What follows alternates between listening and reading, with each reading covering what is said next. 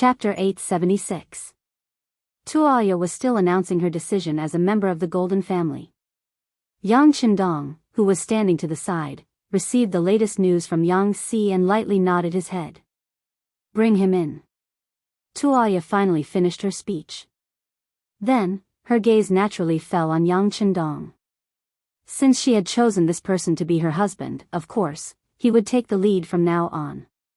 Yang Qindong hugged Tuoya and smiled.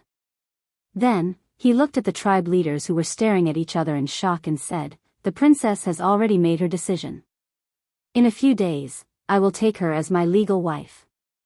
At that time, I welcome everyone to come to the beginning city to congratulate us. Of course, if anyone is not satisfied with this result, you can choose not to come. However, from now on, you will be viewed as my enemy. In the future, there will be no other path of survival in the Mongol region. Come, bring him in." Yang Qindong's threat was still ringing in everyone's ears when the tightly bound Sahaba was dragged in front of everyone by Biyao Jiang and Pengyu. This person, together with Fan Yuhai, forced Khan Sud to death. According to the law, he should be beheaded. Kill him. Yang Qindong merely shouted, and Yang Si, who was standing at the side, had already picked up a demon head blade. Soon after, the blade was raised and a head was chopped off. Sahaba, who had been caught alive by the light cavalry regiment, didn't even have the chance to say a word before he was beheaded on the spot, dying in front of the leaders of the other small tribes. This move of killing the chicken to scare the monkey, or even the monkey to scare the monkey, frightened many people. Originally, they wanted to voice out their objections. Why should the mercenaries occupy this place? Why should the Mongol tribe that had lasted for hundreds of years be swallowed by the mercenaries? However, when they saw Sahaba's death, many people wisely shut their mouths. The situation was stronger than the person. Now that the mercenaries belonged to the side of the general situation and had the support of Princess Tuoya, who could be his opponent? That's right, in terms of numbers, the Mongol army had 40,000 men, far more than the 20,000 mercenaries. However, there were too many factions among them, and it was impossible for them to be united. Furthermore, everyone was worried that if they jumped out first, they would die miserably and be targeted. Therefore, even though Sahaba had died right in front of them, not a single one of them dared to resist or protest. No one said anything. Yang Qindong's face was like a spring breeze as he said, "All right, since that's the case, I'll take it that you all agree to this decision. In order to express my desire to marry Princess Tuoya, I will soon build a city, North Desert City, at the place where the great battle just took place, Balsi and Tan, the temporary capital built at the end of the Yuan dynasty. At that time, as long as you are friendly with us, you will have the right to live there. At that time, you won't have to suffer alone in the yurt during the winter. Once the war comes, you won't have nowhere to hide." While looking at these Mongol people in front of him, Yang Qindong's lips curled into a smile, continuing, "Of course, building a city requires a lot of silver, and even more so a lot of manpower. Initial estimates suggest that the mercenaries will invest 15 million taels of silver, and the manpower needed will be close to 1 million people. If anyone wishes to work and earn money, feel free to come and sign up. Naturally, the small tribes that are friendly with us will take priority." Hong. The originally silent crowd, because of Yang Qindong's words, completely became noisy. Investing 15 million taels of silver, and the manpower needed would be around 1 million people. This was a real benefit. Apart from herding livestock, they also fought. Wasn't the reason for fighting over territory and resources? Now, the opportunity to earn money and change their lives was right in front of them. Not only that, they didn't have to risk their lives on the battlefield. Who wouldn't like such a good thing, and who would dare to reject it? Perhaps some small leader's brain was really muddled. If he rejected it, when he returned to his tribe, he would be drowned in saliva.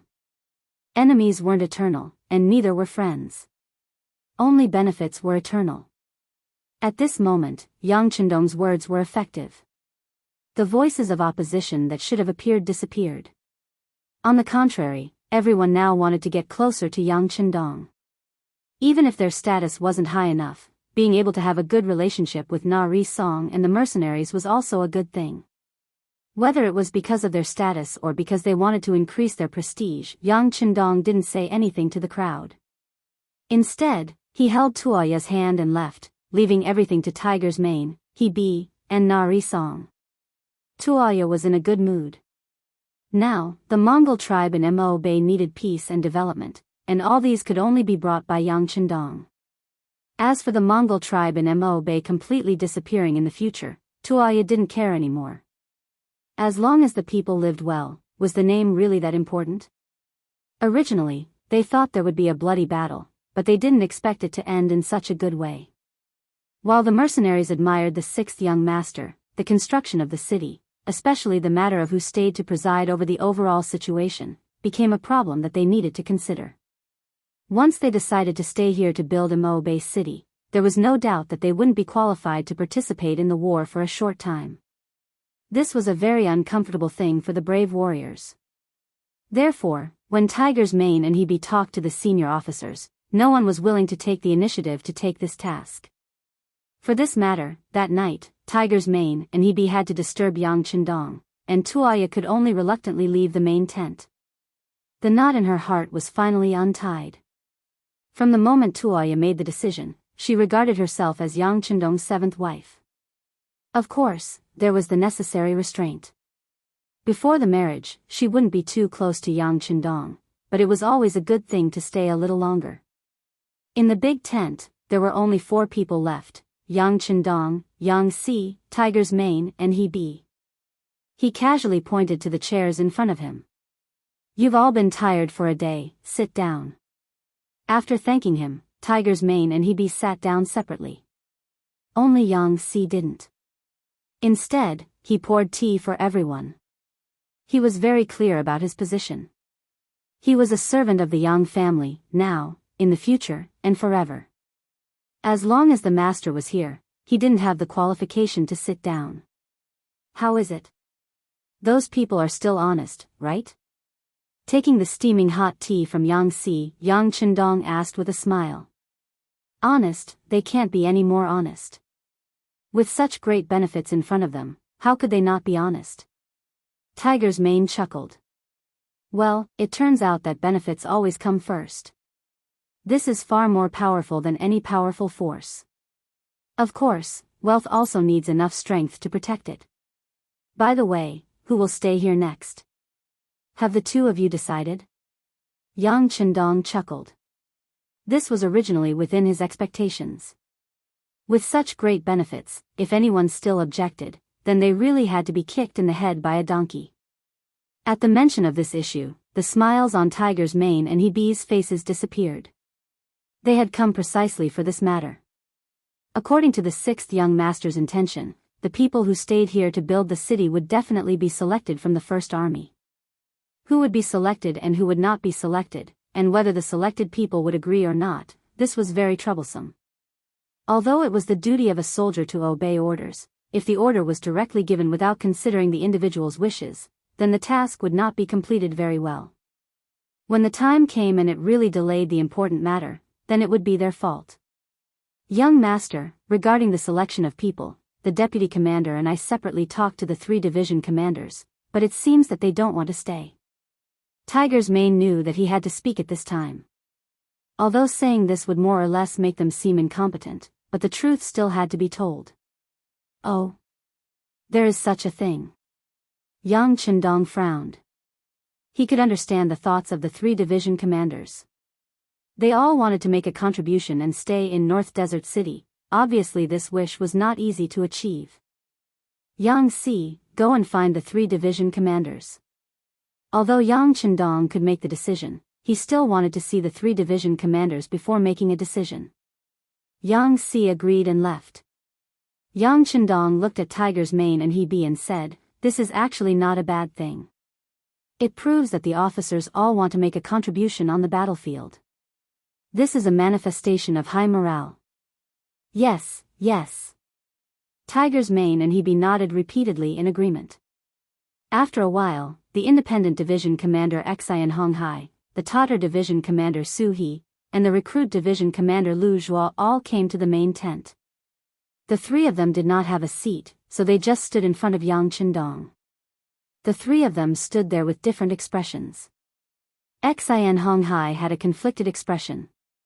Su He had a straight face and looked up, ignoring everyone's gaze.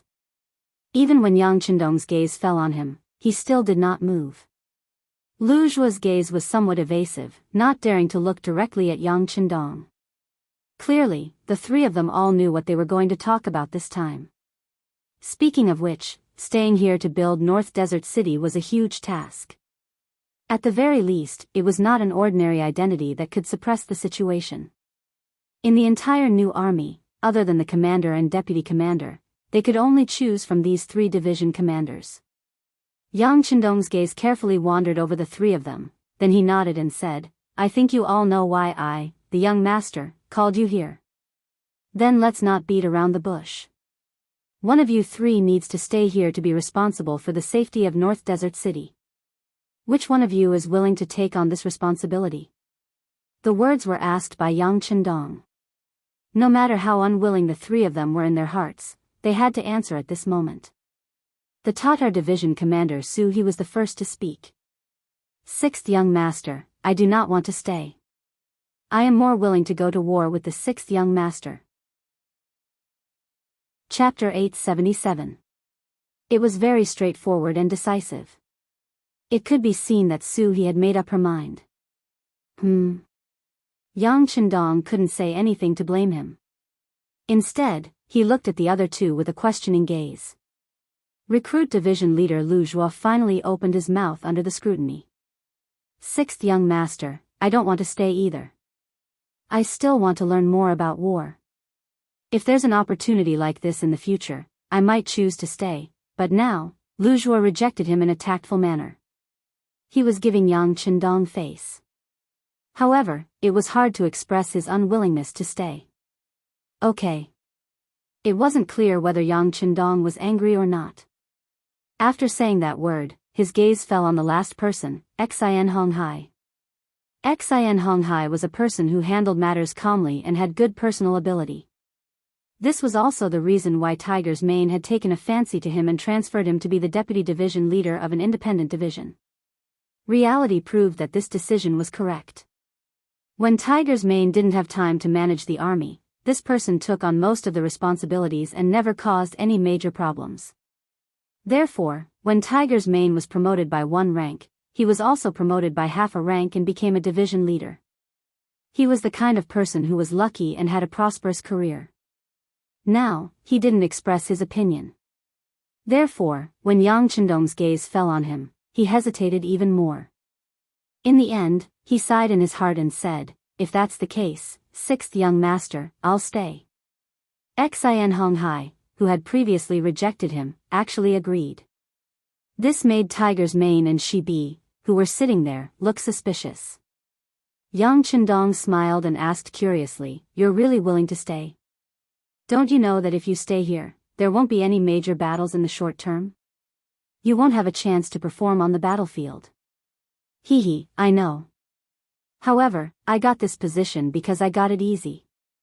This time, I have a chance to stabilize myself. Maybe I can use this opportunity to train my soldiers." Xin Honghai had a smile on his face, but there was a hint of bitterness in his laughter. There was nothing he could do about it. Su He and Lu Zhuo had already expressed their opinions. Now, he was the only candidate left. If he didn't agree, wouldn't that make things difficult for the sixth young master? Thinking that everything he had now was given to him by the sixth young master, he couldn't do such a thing. He could only bite the bullet. Okay. Xin Honghai agreed, but no matter what kind of thoughts and intentions he had, at least someone had taken the initiative to volunteer. Yang Chendong nodded with satisfaction. Even so, from now on, the independent division would not be under the leadership of the new First Army. It would become the independent division that guarded the Mabe dynasty. The commander would be Xin Honghai, and the deputy commander would be Narasong. The Tatar division of the new First Army will be expanded from the original 10 battalions to 20 battalions. The new recruit division will be expanded from the original 15 battalions to 20 battalions. The immediate regiment will be expanded from the original 5 battalions to 10 battalions. The light cavalry regiment will be expanded from the original 5 battalions to 20 battalions and 2 immediate companies. The reconnaissance battalion will be expanded from the original 5 battalions to 4 battalions. Considering that the heavy equipment is still being built, the number of the heavy cavalry regiment will remain unchanged. So, I calculate that the number of the new First Army will be increased from the original 24,800 people to 27,200 people now, which is an increase of more than 2,000 people. Hee hee. Listening to Yang Chendong's arrangement, Tiger's Mane, Shi Bi, and others all laughed, especially Su Meng and Lu Zhua. The number of people they brought with them had increased from the original 6,100 to the current 8,100, which meant that the strength of the new First Army had increased a lot. However, such laughter did not last long. Then, with another sentence from Yang Chendong, everyone was stunned. The independent division also needs to be expanded. The required personnel will be selected from the Mongolian tribes in the Mabe dynasty. The specific number of people recruited is temporarily set as 10 regiments and 1 regiment with 5 battalions, which is 20,000 people in total. Originally, Xian Honghai only led 6,000 soldiers per person. Now, it suddenly increased to 20,000 people, which was an increase of more than 3 times. If they worked hard, they would catch up with the number of the new First Army. How could it not be surprising? But after the surprise, everyone knew that this was originally what Yang Chendong did in order to compensate Xian Honghai for taking the initiative to stay. For a while, everyone's face was a little gloomy. This was their 6th young master. If you were willing to make sacrifices, he would always try his best to compensate you. The current situation was a living example. They stayed for another 3 days. During this period, Yang Chendong met many small leaders of the Mongolian tribes in the Mabe dynasty. In the face of enough benefits, everyone had a good talk with each other. They also approved the marriage between Yang Chendong and Infanta Tuaya. They all promised that they would go to the beginning city to congratulate them on the wedding.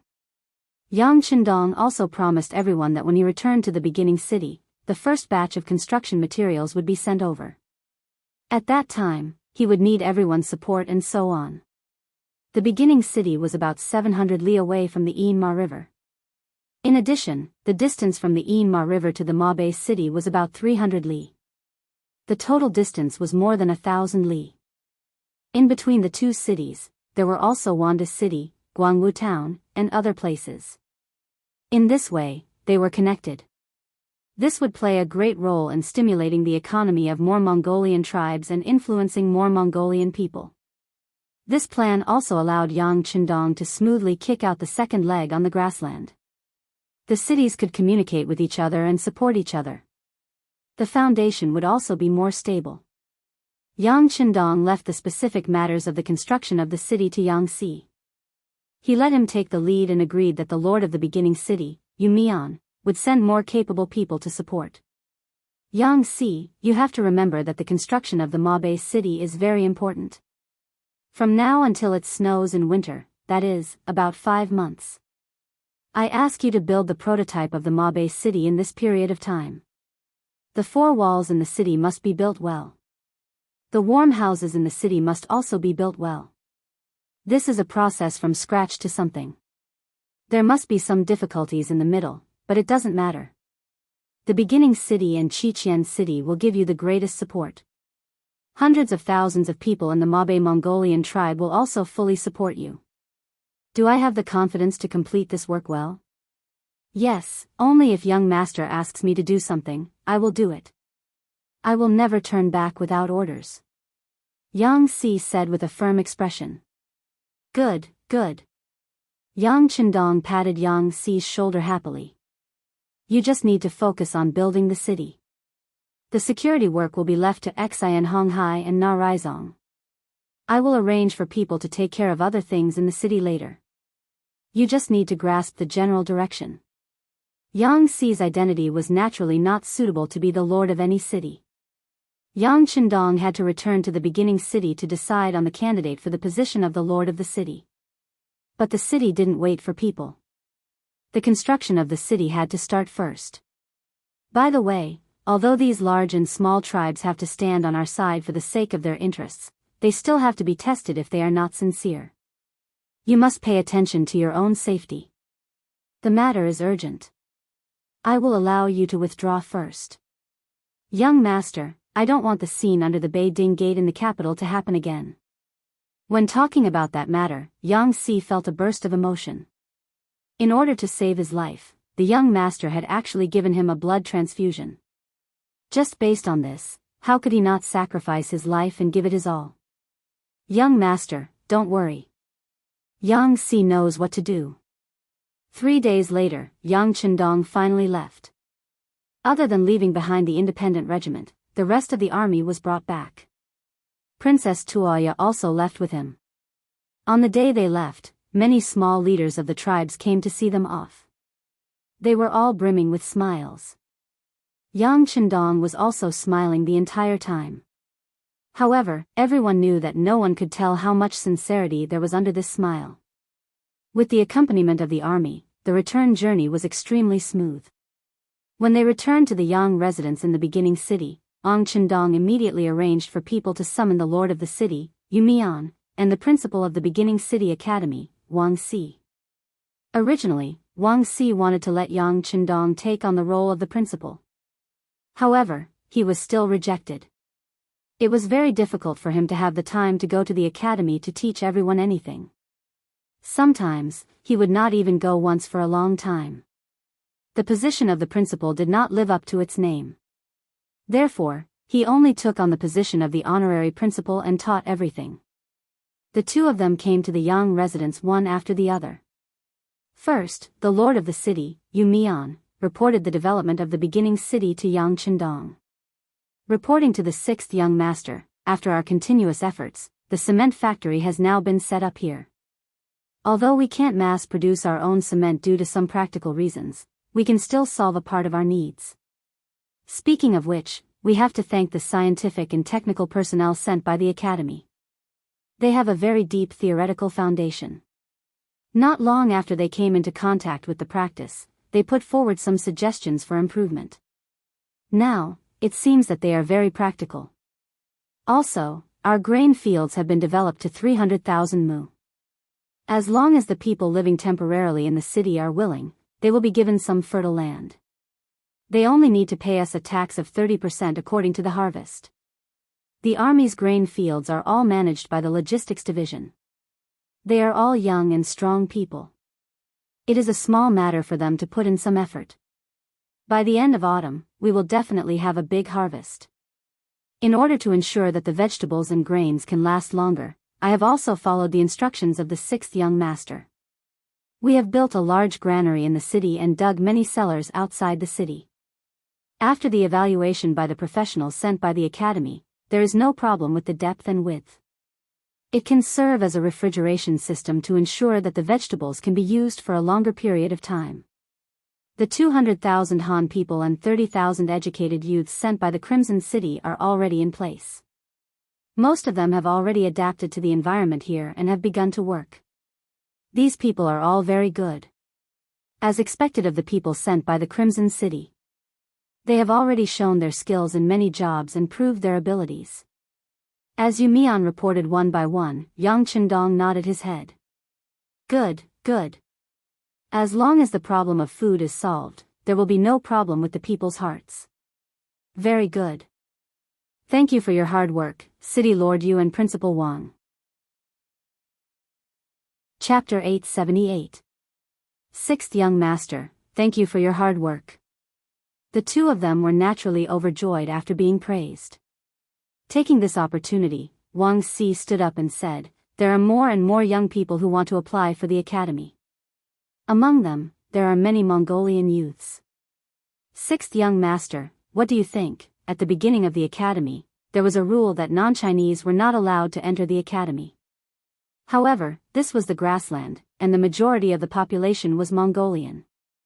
Now that they saw that the people who came out of the academy were very respected and all of them were very capable, many of them wanted to study hard and change their lives.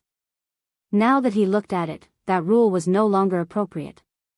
Yes, this rule can be changed appropriately. If you want to study, you have to go through a background check first. At the same time, you have to be recommended by the senior personnel. If there is a problem, the recommendation will be responsible for the rest of your life. After the background check, you can go through the interview and assessment.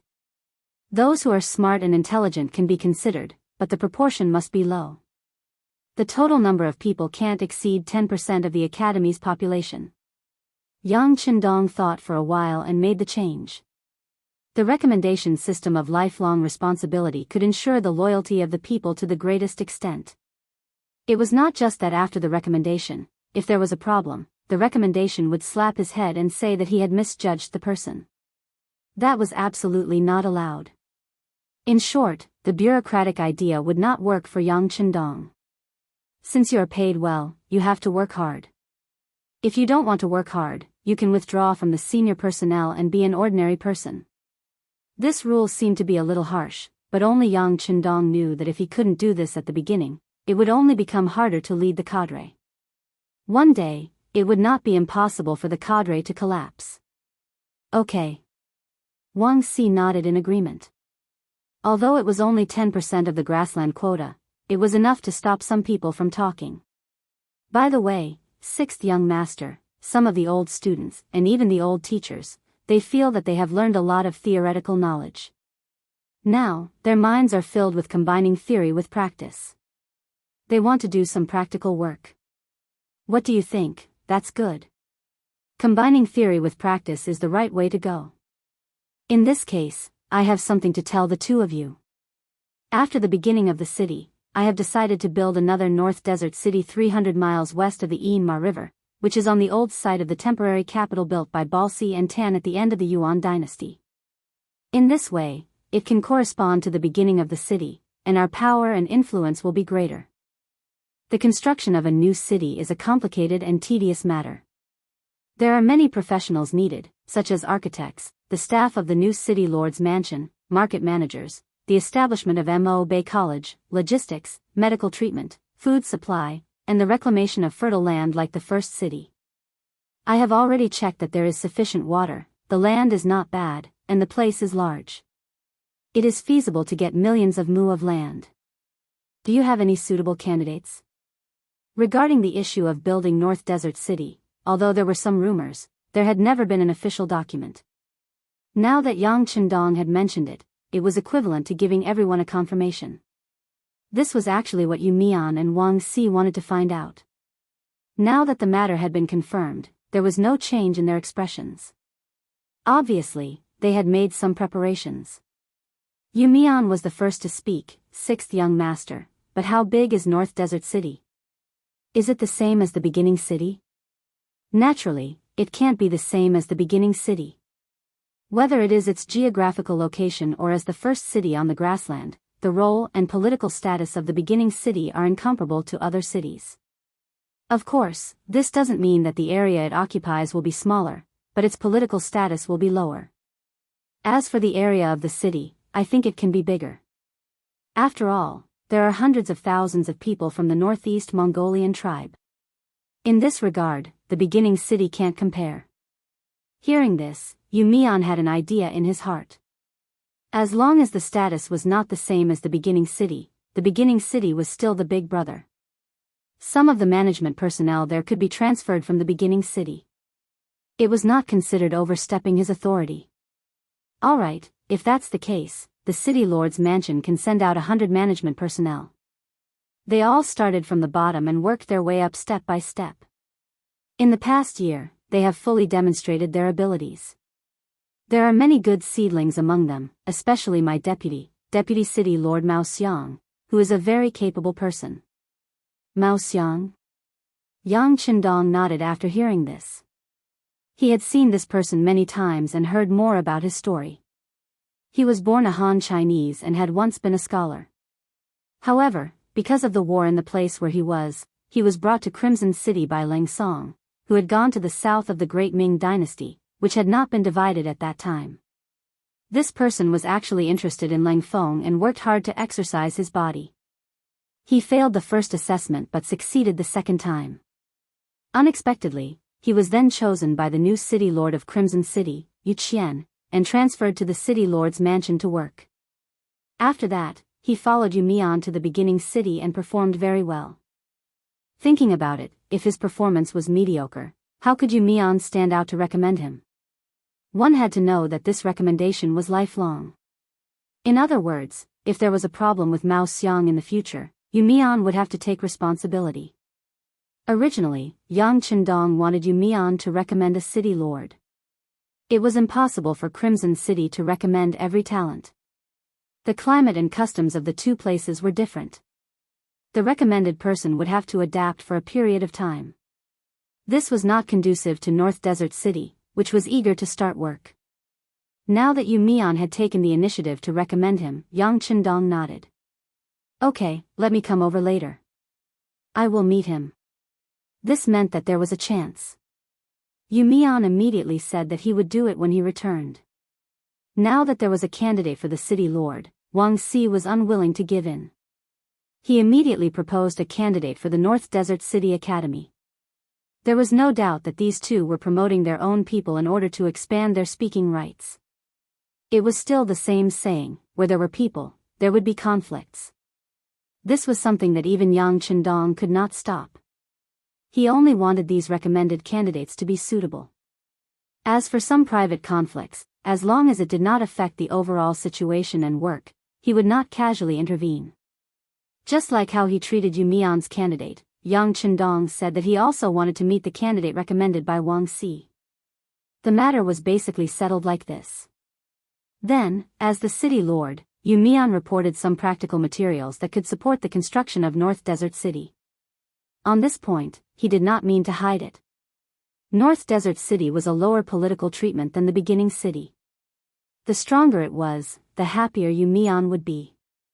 Not long after meeting Yu Mian and Wang Si, Yang Qindong summoned the director of the security bureau stationed in the beginning city, Feng Liang. He expressed his worries about the North Desert region and requested to immediately build a public branch of the security bureau there. It was initially designated as a group. In the future, after the construction of the city had been completed and after work achievements, he could consider to be promoted to deputy director. He still had to accept the leadership of Feng Liang. Mao Xiang and the others were then met by Yang Qindong one by one. They talked about some practical work and future plans. These people came prepared and already had a series of plans in their hearts. In Yang Qindong's heart, he was quite satisfied. With the group in place, the next step was the mobilization of personnel and the transportation of materials. As a result, the construction of North Desert City officially began. With the full support of the various tribes in North Desert, it was done in a hurry. At the same time, preparations were also made for Yang Qindong and Tuoya's wedding. According to Princess Tuoya's intentions, she was in a hurry to get married, especially when she knew that the 5 wives of the war god had yet to give birth to a child. She wanted to take the lead even more, so she found someone to look at the date in private. It was set to be the 1st of the 7th month, more than 20 days later, for her wedding with Yang Qindong in the origin city. In order to expand the influence this time, Tuoya personally asked for instructions from Yang Qindong. When the news was released, she also claimed that on that day, the war god would be established with the title of Heaven Khan and completely inherit the ruling power of the entire North Desert Mongol tribe. When the news came out, all the forces in this area were shocked. First of all, the small leaders of the North Desert Mongol tribe. Although the title of Heaven Khan was not discussed with them before, it made them unhappy. However, considering the practical benefits in front of them, the construction of North Desert City had already begun. The workers here were all paid daily. The shining silver fell into the hands of the people of the tribe just like that. They had already won a large number of people's hearts.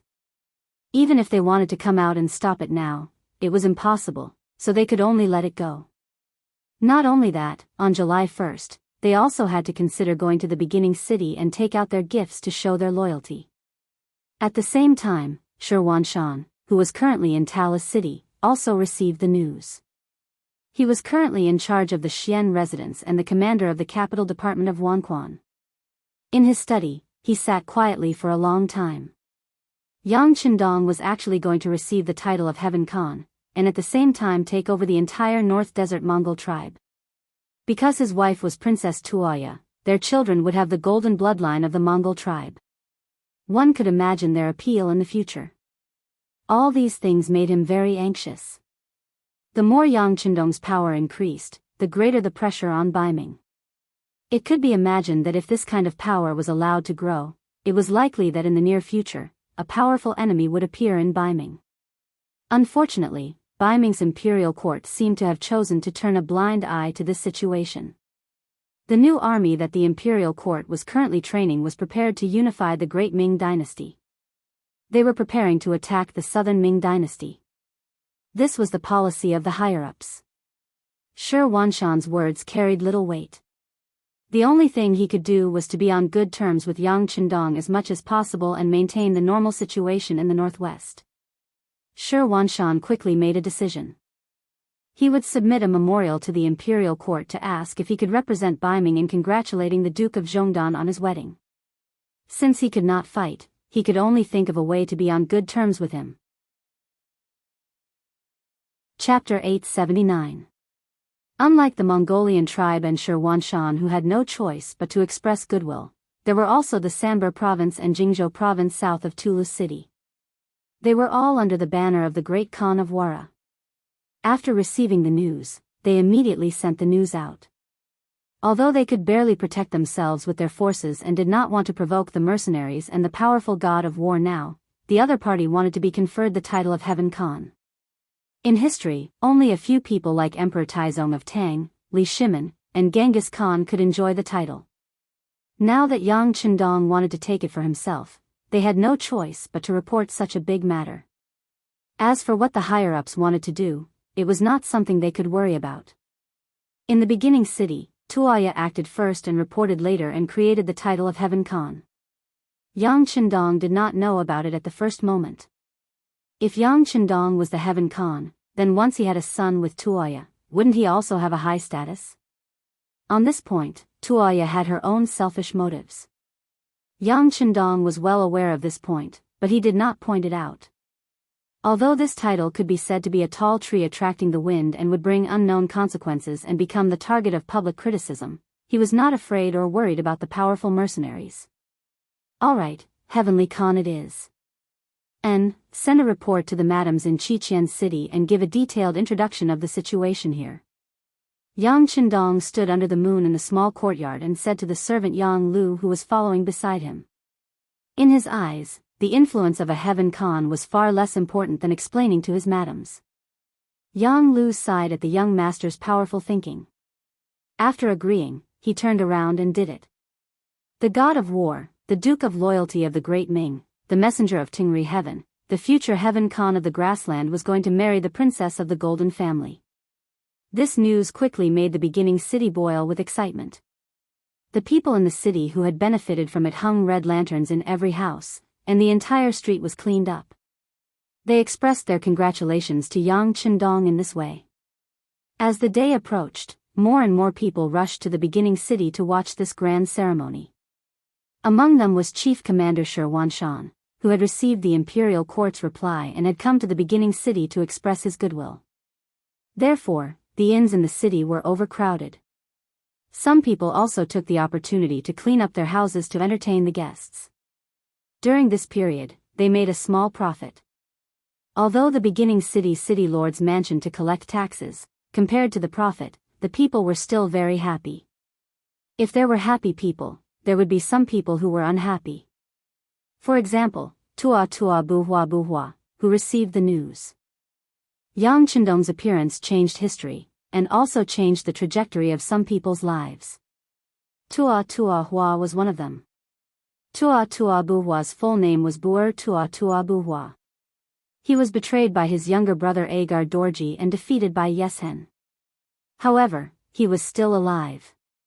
Not only that, because Yeshen's main goal was to deal with the Baiming Datong prefecture, he had the opportunity to develop. Now, he had 30,000 elite cavalry and 50,000 ordinary cavalry. Previously, Hubo, was his subordinate. He originally wanted to integrate the Tatar cavalry near Toulouse city to strengthen his own strength. However, he did not expect that he would lose to the combination of the mercenaries and the Baiming army so quickly.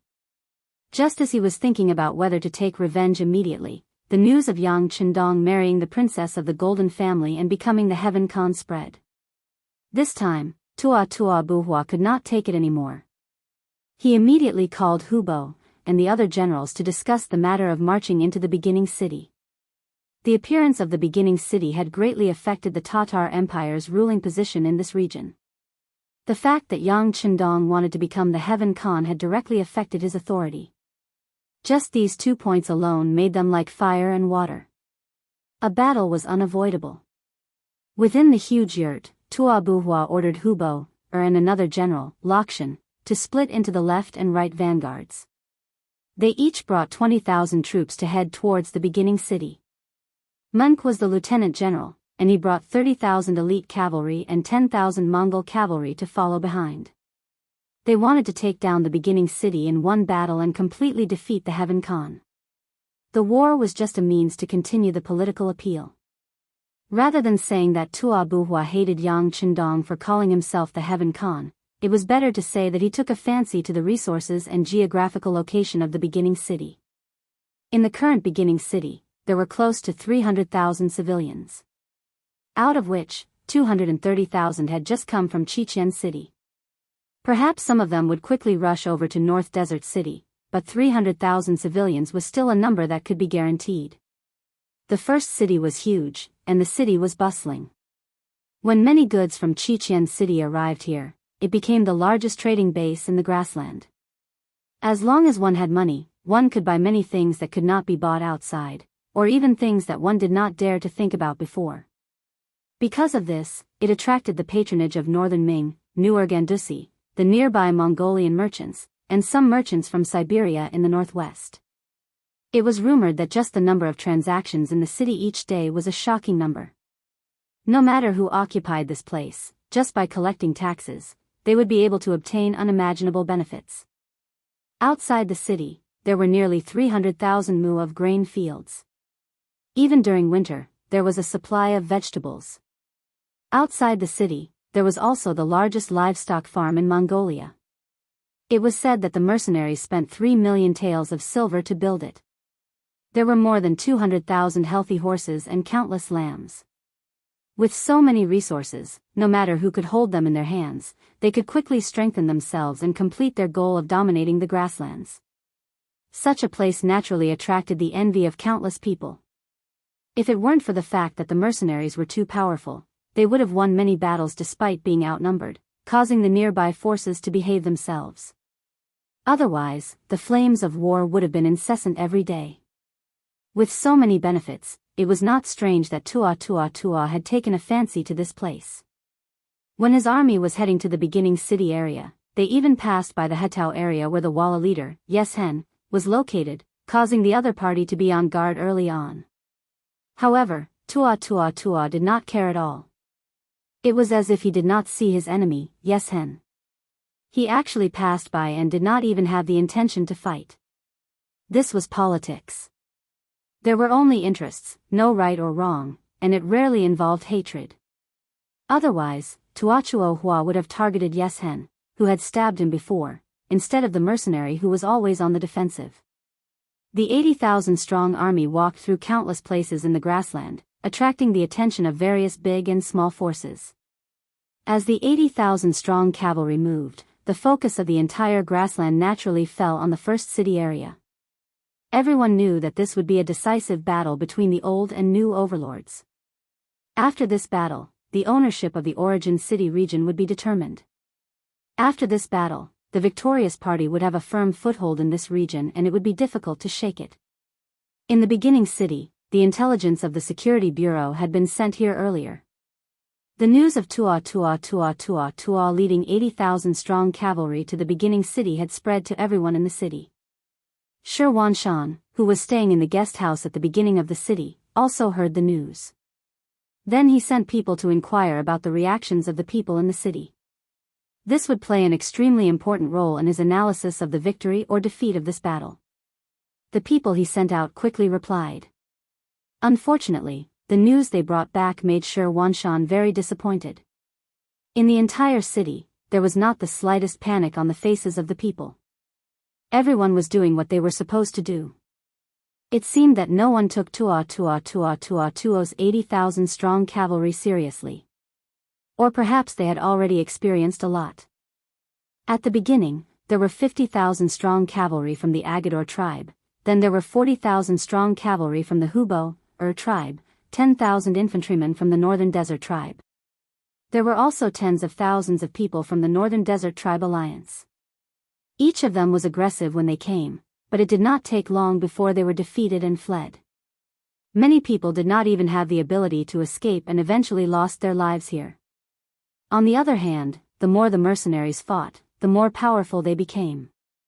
Right now, it was only 80,000 steel cavalry. What did that amount to? So what if she couldn't get rid of it? In the past, the Tatar tribe was very powerful and even had the intention of unifying the grassland, but that was in the past after all. With the rise of the War of Wara, especially when Yeshen teamed up with Agador to take down Tuabuhua, the invincible aura around him had long since disappeared, and everyone was no longer afraid of him. According to the report of the spies sent out, there was not the slightest bit of chaos in the entire Origin city because of this news. If one had to say who was influential, it would be the adult men among the common people. They longed for war because only then would they have the opportunity to join the army. It should be known that the treatment of mercenaries in the entire prairie was second to none when compared to the great Ming dynasty. A soldier could support his entire family. This was not just a slogan, but a reality. If one could achieve military merits in battle and become an officer, their treatment would be even better. Even if they were unfortunate enough to die in battle, the compensation given to them would be an astronomical sum. In the past, when they fought for the other Mongolian tribes, they would dig a hole and bury them whenever they died. Some would even set fire to their graves. Their families would also be bullied or become slaves because of this. The attitude of the mercenaries towards Junlai was many times better. It was precisely because the mercenaries treated their soldiers so well that it affected the nearby Mongolian tribes. They were all fighting on horseback, but the treatment was so different. Many people wanted to be treated the same. In the end, the leaders of the tribes could only watch as their cavalry left them and joined the powerful mercenary family. Chapter 880. Listening to the news brought back by the spy, Shi Wanshan and Ning Wenfeng, who was traveling with him, both had sighing expressions on their faces. Looking at the treatment of the mercenaries and the treatment of the Baiming soldiers, it was not an exaggeration to say that the difference was like heaven and earth. The Xian mansion was slightly better. At least, Shi Wanshan did not deduct too much from the soldiers' wages. Most of the soldiers were still able to live a good life. Compared to some other places, the army was still mainly military households. Every year, they would only be given a small amount of land, and they would only collect less rent. They could not even see a fight for their wages, so why would they have to risk their lives during a war? Different people have different lives. This kind of army is far from something we can defeat, unless... Ning Wenfeng sighed. Unless what? Shi Wanshan asked with a glimmer of hope. Unless the mercenaries have no money and are unable to support such a huge military expenditure. Then, the army may fall into chaos without fighting, and that will be our chance. It's just that the financial resources of the mercenaries, sigh. When Ning Wenfeng said this, he sighed. There were some things that he could only think about.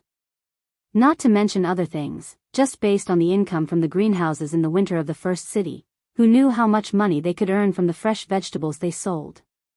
Shi Wanshan had thought of imitating this before, but where the greenhouses came from and how much money they would need to make them were big problems. More importantly, once these greenhouses were really made, the income would belong to the officials of the Baiming Imperial Court before the Xian Mansion and the Wan All Department could think about it. If that was the case, wouldn't it be making a wedding dress for others? No one was willing to do something that did not bring them any benefits. Shi Wanshan could only dismiss this idea. Now that he heard Ning Wenfeng say that unless the mercenaries had financial problems, perhaps their opportunity would appear. He shook his head and said, "This problem will not appear for the time being. I'm afraid you already know that the mercenaries have a large military base on Ryukyu Island." I think the development there is far beyond our imagination. How much money can be made from the things produced there is not something you or I can imagine. With the arrival of 200,000 Han people and 30,000 educated youths in the first city, the problem of the Qiqian city was no longer a secret. Some legends about it could be heard on the streets and alleys. For example, there was an electric light that could shine at night as if it was daytime. It was something that people who had never been there could not imagine. The news was leaked, and there was nothing they could do about it. After all, there were 200,000 people, and no one could guarantee that they were all people who kept secrets. In addition to the temptation of spies from various parties, the news was quickly spread out. Regarding this matter, Director Feng Liang first caught a few people. After realizing that it was useless, he asked for instructions from Yang Qindong. Then, the Security Bureau began to release all kinds of news. For example, there was an immortal's aura above Qiqian City, which supported the city during the day and night. For example, there was gold and silver placed on the streets of Qiqian City, but no one went to pick them up. There was also news that the mercenaries' barracks in the city were about to set up cannons, but there was no space for them. Some people were simply squeezed into the sea, and so on. In short, there was all kinds of news. It became more and more mysterious, and more unbelievable. In the end, other than learning that the mercenaries' headquarters might be built on Ryukyu Island, there was not a single piece of useful news. Shi Wanshan sighed. Ning Wenfeng also could not think of any good ideas. The two of them stared at each other, sighing that they were born at the wrong time.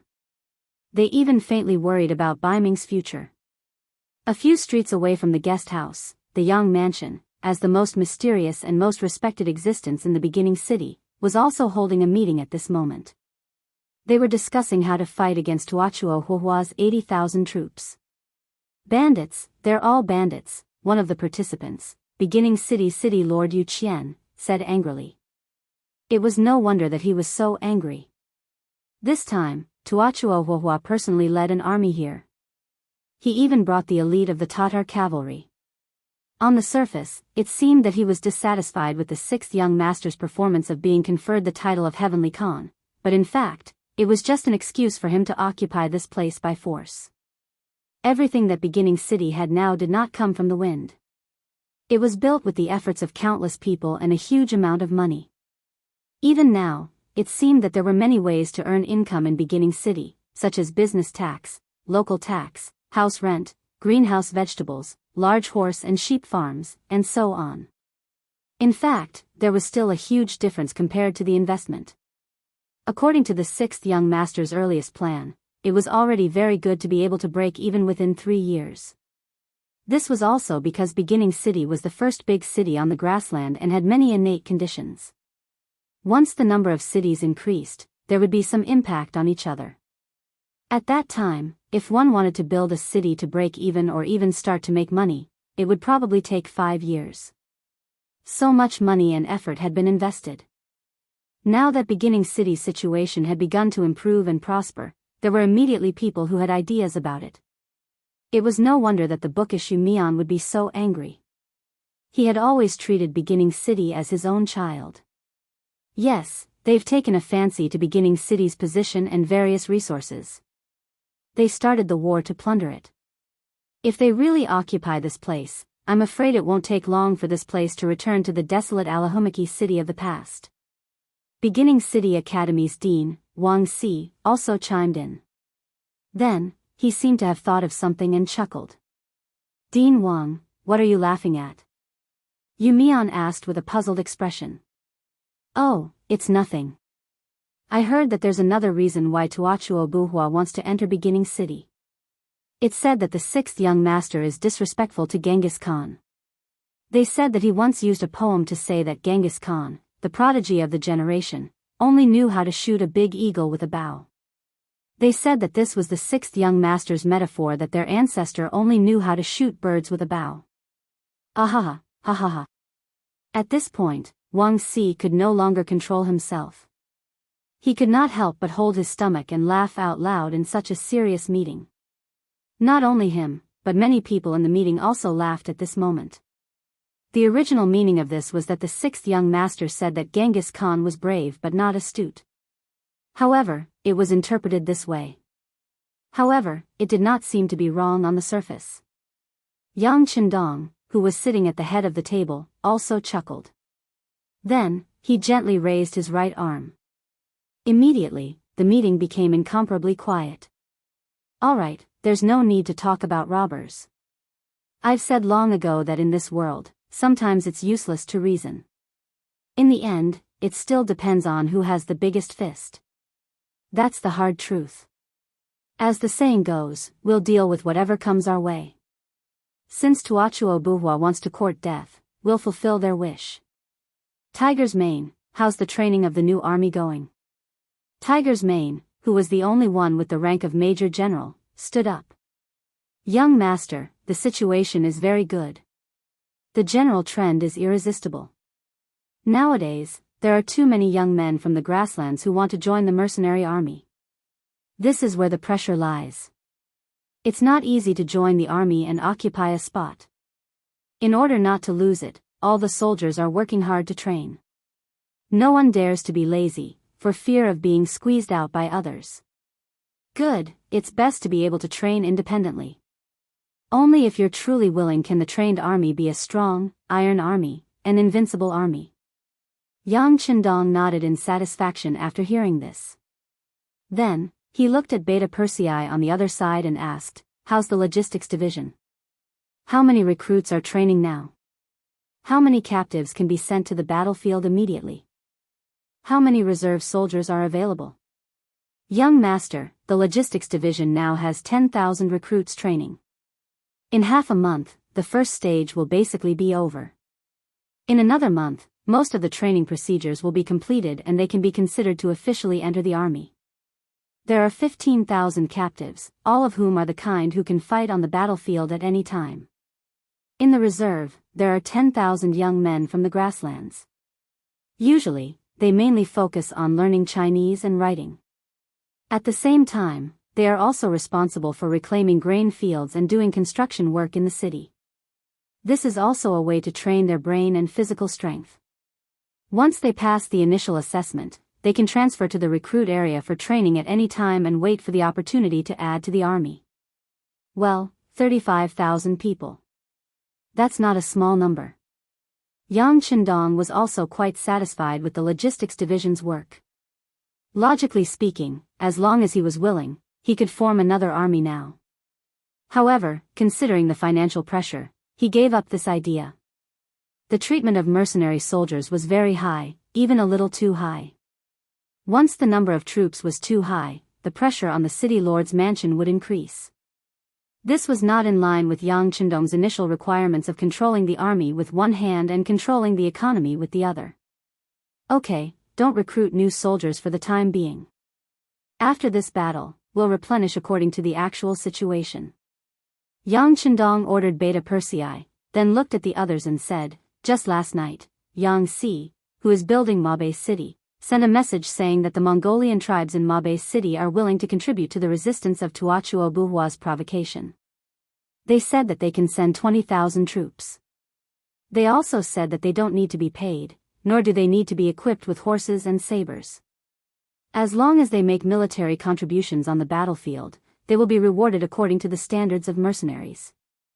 If they are unfortunate enough to die in battle, they will still be compensated according to the mercenary standards. However, considering that their overall quality may be far inferior to the mercenaries, they only want half of our soldiers' compensation. Everyone, let's talk about your opinions. There's no need for that. As soon as Yang Qindong finished speaking, everyone at the meeting started to talk. Chapter 881. Other than Yu Mian, Wang Si, and Feng Liang, who held authority in certain areas, those who were qualified to participate in this meeting were the backbone of some divisions and regiments. Seeing that a big battle was about to be fought and the time to gain merit had arrived, it would be strange if they didn't like someone who suddenly wanted to take a share of the loot. All the officers were talking at once. Yang Qindong smiled but didn't say anything. He only held his tea and slowly drank it. His gaze would occasionally look at the faces of the other officers, observing their every move. Among these people, there was one person who had a very special status. He was Fan Yuhai's former subordinate, Lu Duo. In the battle, Fan Yuhai and Zhang Meng had both died, leaving only Lu Duo behind. It had to be said that this person was also a staunch person. He tried to commit suicide several times, but was always found and saved under the special protection of the mercenaries. After this matter was reported to Yang Chendong, the two of them had a long talk. Lu Duo, I know you hate me and don't want to serve in the mercenary army, but I think you must be more curious about why Fan Yuhai lost to me. I'll give you a chance now. You cannot be considered a mercenary, but some meetings allow people to participate. You can watch all of this as a third party and find your answer. If one day you find your answer and still want to seek death, then I won't stop you. How about it? After this conversation, Lu Duo appeared in this meeting with a transcendent status. He had seen everyone's performance just now. When he heard that someone wanted to gain merit, although he didn't say anything, he agreed in his heart. Since the battle was imminent and the military merits were in front of him, why would he let others do it? This was equivalent to snatching meat from his bowl. If he was a regiment commander or even a division commander, he would definitely oppose it. Not only did he think this way, but he also thought that Yang Chendong also had the same thoughts. He even guessed why this person would bring up this matter. He must be using this to tell everyone that there were many troops who wanted to participate in the battle. If they didn't perform well on the battlefield, then they couldn't blame others for snatching their merits. This was just a way to motivate the generals and soldiers. In the past, Fan Yuhai had often used it, so it was not surprising. Lu Duo also did not think that Yang Chendong would be more skilled in this aspect, much better than his former master. In the meeting, the generals were still talking at the same time. However, all of them expressed that it was enough to have them on the battlefield. As for the 20,000 Mongol soldiers, they should just forget about it. The benefits should not be given to outsiders, right? After a while, those who should have expressed their opinions had all expressed their opinions. Even the Tatar division commander, Su He, who rarely spoke, firmly said that they could fight this battle well. If they didn't have enough troops, they could use the logistics division's troops. There was no need for others to interfere. Soon, apart from Commander Tiger's Mane and Deputy Commander Shibi, the rest of the officers made their statements. Everyone is almost done talking. Why aren't Commander Hu and Deputy Commander Shi speaking? What do you think? Yang Chendong was very satisfied with the abilities of these two people. As they continued to grow, they had become more and more like high-ranking generals. They were not anxious when faced with problems, and they were calm and mature. The two people who were called looked at each other first. Then, Tiger's Mane, as the representative, smiled and said, "Young master, since you said so, you must have thought about the overall situation. We will listen to you." Good. Yang Chendong nodded heavily. Then, he looked at the audience and said, "I mean that we can agree to their request and allow them to send 20,000 people to participate in the battle." Sixth young master. Hearing Yang Chendong's decision, the officers all said with ugly expressions. Even Lu Duo, who was not wearing a military uniform and did not have any military rank, widened his eyes at this moment. He suddenly realized that he still didn't understand this loyal duke of the great Ming dynasty. Yang Chendong gestured for everyone to not be anxious. Then, he said, "I understand what you mean and what you think. However, there is only one thing I want to say. That is, people will die in war.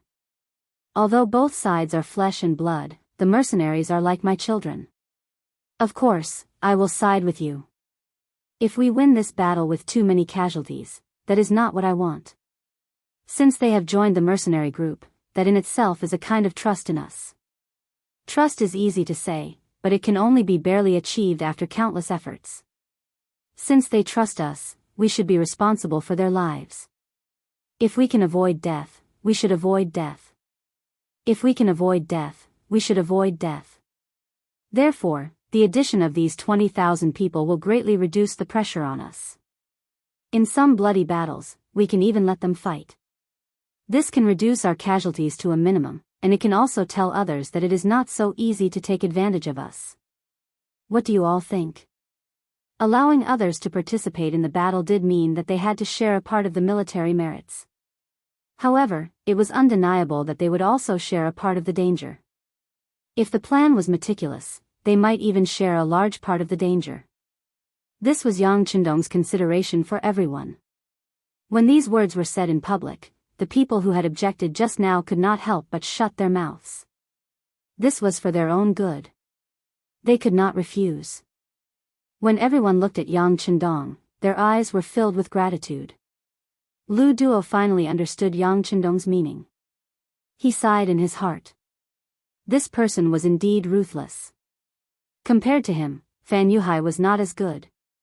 However, from another point of view, was his consideration wrong? This time, the people of the Mongol tribe in the desert wanted to take advantage of them. If they refused, it was inevitable that people would say that they were not impartial. However, they originally wanted to force Yang Chendong to give in. In the end, they were used. Who could be blamed for this? Of course, what made Lu Duo sigh was that Yang Chendong valued the lives of the soldiers. How could this kind of leader who sincerely thought for the soldiers not be respected? What if he could not be supported by others? When he looked at Yang Chendong, Lu Duo seemed to see a faint halo above his head. That was something that only people who achieved great things would have. In comparison, whether it was the angle of looking at the problem or the situation, Fan Yuhai lost by more than a level. Now, it seemed that they would lose and Yang Chendong would win. Everything seemed to be within reason. The meeting was still going on. In the end, 3 sets of plans were drawn up. Because they still didn't know how the Tatar cavalry was going to fight this battle, the plans could be changed at any time. However, it was undeniable that all the participants were convinced after listening to Yang Chendong's 3 sets of plans. The various calculations were in place and were made according to the character of the enemy's generals. It already included all kinds of possibilities. Military preparations had to be done. The matter of Yang Chendong marrying Princess Tuoya and conferring the title of Khan still had to be carried out. This matter was mainly handed over to Yu Mian, Wang Si, and the others to handle. According to the requirements, this ceremony had to be grand and had to have the effect of encouraging and unifying the people. The 1st of July quickly arrived under everyone's expectations. In the morning of this day, the entire first city was infected by the enthusiastic atmosphere. All the people in the city, regardless of age, walked to the streets and came to the largest central square in the city. There was also such a square in Chichen City. It could accommodate more than 300,000 people and the army. It had already become a kind of landmark building in Yangtze City. Princess Tuoya was already dressed up. She was wearing gold and silver accessories. It was estimated that the weight of these accessories was no less than 10 kilograms. It was so heavy that she felt like she could not lift her head. With the help of her maid Guna, after Fan Yuchi was defeated, Guna who was imprisoned was freed, she came to an extremely luxurious carriage. Then, she rushed to the central square with Yang Chendong, who was wearing a marshal's uniform. 2nd Madam Qiao Yin, 4th Madam Lady Xiang, and 7th Madam Yang Nai had already arrived at the square. According to the 2 madams, they did not want to show their faces in public at this time. The main reason was that they did not want to steal the limelight from the 7th madam. However, Yang Chendong insisted that they come. He also used this matter to tell others that he would not forget his old love after marrying a new one. Similarly, when it came to military matters, he wouldn't forget about the old just because he used new people. At this moment, the square was already crowded. When Yang Chendong's carriage appeared, the square was even more jubilant. The sound of shouting the heavenly Khan shook the sky. It could be heard clearly in every corner of the first city. The carriage stopped. Yang Chendong appeared in the crowd's line of sight, holding the hand of Tuoya, who was dressed in splendid clothes. He waved to everyone from time to time. For a moment, the waves of cheers were louder than the previous. At this moment, everyone was immersed in the warm atmosphere. Among the crowd, the spies of the Security Bureau were dispatched collectively. They appeared in the crowd and watched every place in the square at all times to ensure that they could counterattack immediately if there was any movement. Amidst the cheers of more than 200,000 people, young Qindong walked up to the viewing platform of the square. As he made a gesture, a loud bugle sounded, followed by a grand military parade. Groups of mercenaries in military green uniforms walked out from the side of the square and strode forward on the road in front of the square. During the war, one of the best ways to announce oneself was to parade. It could not only have the effect of inspiring and grand, but it could also have the effect of deterring the enemy. Sure enough, when the military parade began, the square was much quieter. Everyone's eyes were attracted by the mercenaries walking through the square. Even Wan Shan, Ning Wenfeng, and the others were staring at the scene in front of them, as if they were going to miss every single moment. The first to appear was the Black Cavalry Guards. The uniform black armor, black mask, and the uniform warhorse armor gave everyone a strong sense of oppression when they appeared. Although there were only 100 people in total, the aura they revealed was not weaker than any army with thousands of men and horses. Chapter 882. The second person to walk over was the new army headquarters. Tiger's Mane, who was dressed in a general's uniform, led the way. The deputy commander and other military personnel followed behind him. Their appearance caused a burst of cheers in the square. After the military, the first group to appear was the Tatar division. After the expansion, they had 20 battalions. They appeared in formal attire and attracted a lot of shouts from the central square. The next group to appear was the recruit division. They received the most cheers because many of their relatives were the people of the origin city. With the help of their relatives, their momentum was naturally great. After the recruit division was the independent division. The division commander Xian Honghai and the deputy division commander Na Ri Song walked in front of the group. As the division commander, Xian Honghai had no chance to fight with Tua Buhua. Even if he came to attend the wedding ceremony this time, he still had to go back soon. In contrast, Na Ri Song was much more fortunate. He was lucky enough to stay and be the representative general of the Mongolian tribe in the north of the desert. He would fight the Tatar army together with the mercenaries. Their appearance attracted Yang Qindong and Tuoya, who were on the viewing platform, to wave at them. The fourth division to appear was the logistics group. They had too many people and it was impossible for all of them to appear. They only sent a part of the representatives, but they also won a lot of cheers. Especially when the propaganda group and the medical group walked through the square, it attracted a lot of attention from the Mongolian men. These two groups were mostly made up of female soldiers. Under the contrast of the military uniforms, it was the first time that the berets appeared in front of everyone. It was impossible for such a group to not attract attention. Especially the medical group, they were responsible for battlefield rescue. They were far from the propaganda group. Although the members were very beautiful, they could only be seen from afar. It was very difficult to get close to them. The medical group was different. They were responsible for treating the soldiers and the wounded on the battlefield. It was very easy to get close to them as long as they were sick. Because of this, many soldiers recently went to the medical group for various reasons. However, in reality, no one knew how many people were really sick.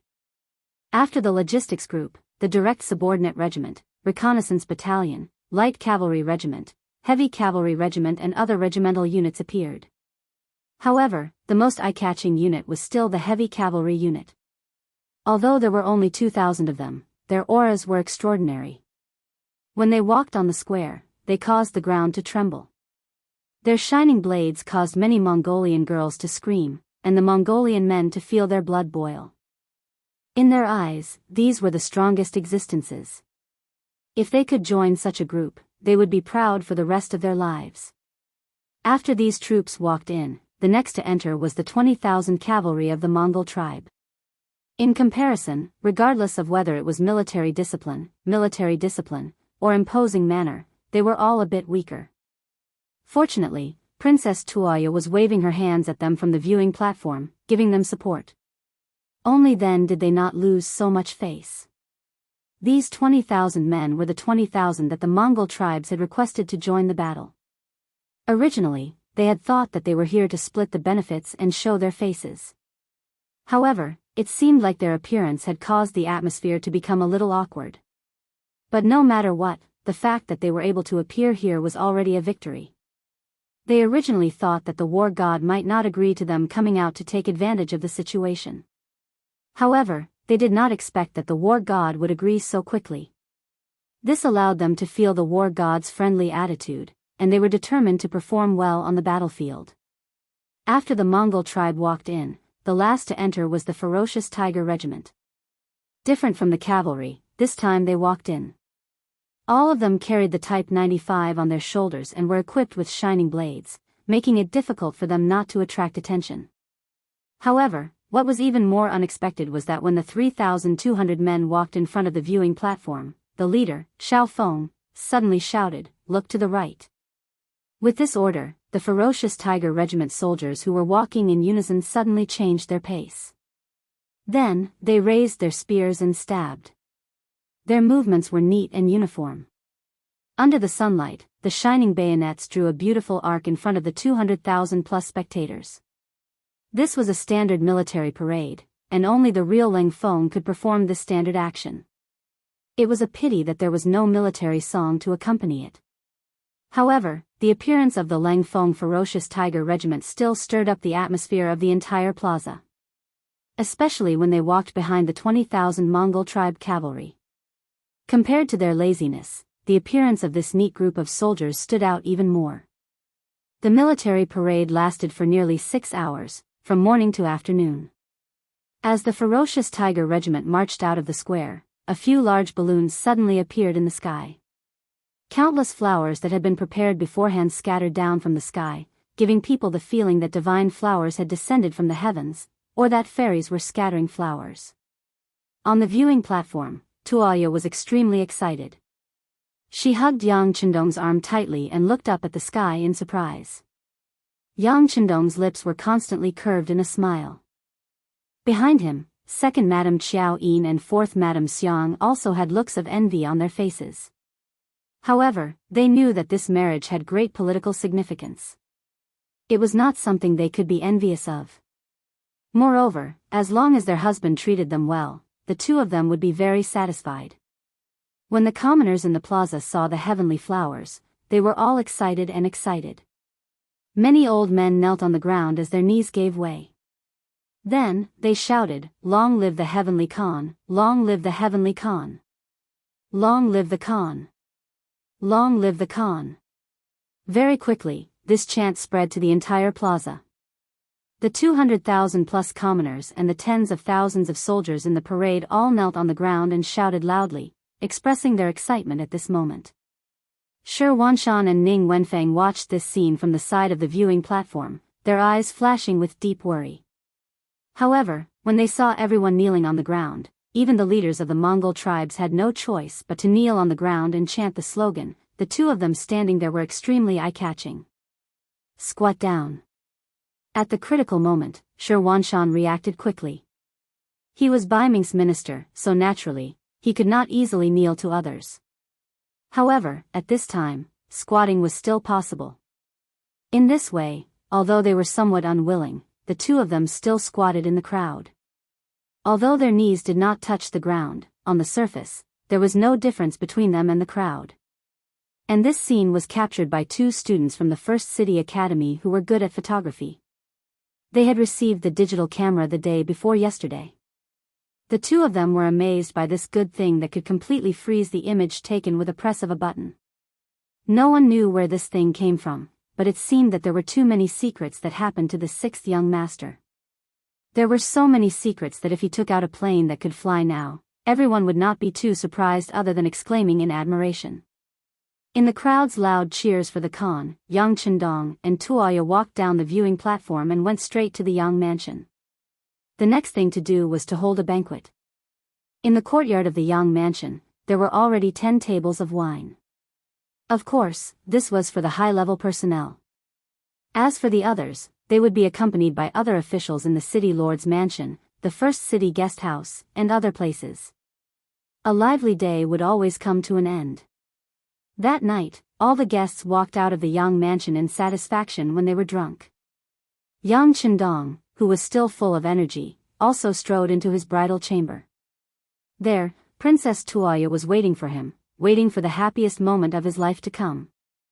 On the second day of the wedding ceremony, the guests began to leave one after another, and the parade troops also went to the front line one after another. They originally had their own missions, and if one looked carefully, they would notice that some of the troops that left the city were mainly heading toward the Saihan Mountain area, which was southeast of the first city. Just yesterday, before the ceremony was about to begin, the Security Bureau and the reconnaissance team, which was under Su Yunqing's command, sent news that the 20,000 cavalrymen under the Tatar army's right vanguard, Lakshan, had arrived at the foot of Saihan Mountain. They revealed that they wanted to capture this mountain and use it as their rear base to confront the mercenaries. According to the previous plan, the logistics division had originally sent out 6 battalions of more than 2,000 people to guard Saihan Mountain. However, because they had entered the city to participate in the parade, only 1 battalion was left to guard the mountain. Coincidentally, at this moment, the Tatar army appeared at the foot of the mountain. The troops that were leaving the city were rushing to support them. On the magnetite slope halfway up Saihan Mountain, General Lakshan was looking up at the peak of the mountain with a complacent expression. After receiving the order from Great Khan Tuachuo Buhua to attack the first city, Lakshan rushed all the way here. He wanted to arrive before the great Ming dynasty's Zhongdan Duke's wedding and sabotage it. However, he was still late by a day. The enemies that obstructed them along the way were really troublesome, making it impossible for them to arrive at the first city on time. But it didn't matter. The Tatar spies left behind in this area brought him good news. There weren't many enemies in Mount Saihan that the mercenaries had taken down. There were only a few hundred of them even if they were to take all of them into account. 20,000 versus a few hundred. This was an unequal battle. To Lakshan, it was like an appetizer before a big meal. He did not care about it at all. The facts also proved that the magnetite slope halfway up the mountain was taken down without much attack. Next, they only had to wait until they reached the peak of Saihan Mountain. Then, this place would be completely under their control. Report. A large number of mercenary reinforcements have been discovered at the foot of the mountain. When the news reached Lakshan's ears, he couldn't help but laugh out loud. Good, they're pretty fast.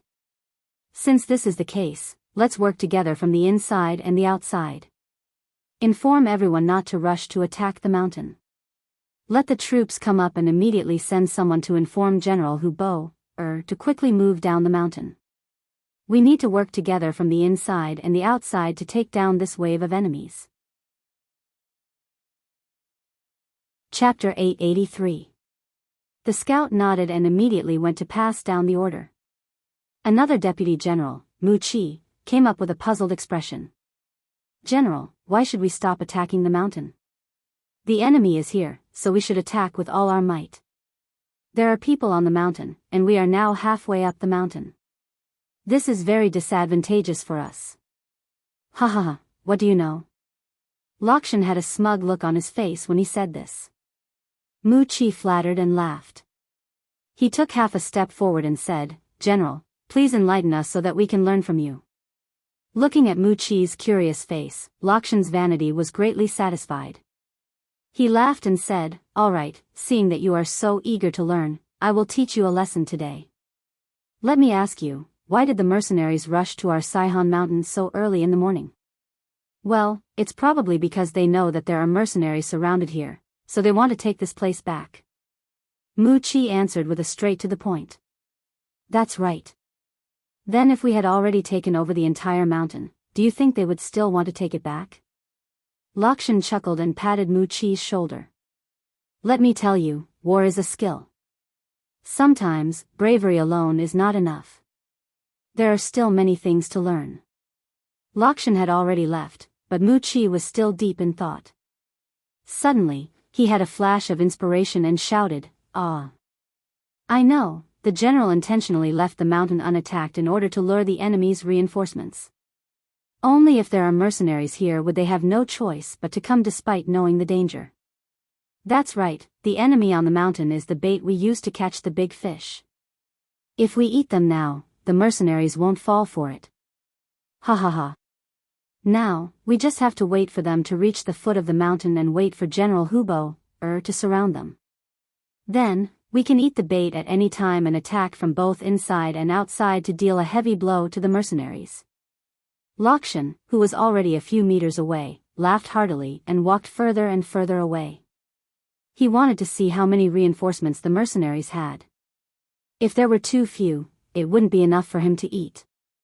At this moment, Hubo's 20,000 soldiers were rushing over from the west of Saihan Mountain. Hubo, who was riding on a horse, asked General Mu Ren as she galloped. Did Lakshan really take down Mount Saihan? Yes, the scouts they sent, as well as the gerfalcons in the sky, told us the same thing. Mu Ren answered with certainty. Then are you sure that there's only one battalion of mercenaries on Saihan Mountain? Hubo, asked worriedly. I saw it clearly. Usually, there are only 4 battalions on the mountain. Our brothers went to investigate before. This time, for the wedding of Duke Zhongdan, they sent 3 battalions to participate in the military parade. Now there is only 1 battalion left in the mountain. Mu Ren nodded again and said. This. Mount Saihan is such an important place. How could it change hands so easily? General Mu Ren, do you think this is another one of Duke Zhongdan's schemes? Hubo, was still worried and continued to ask.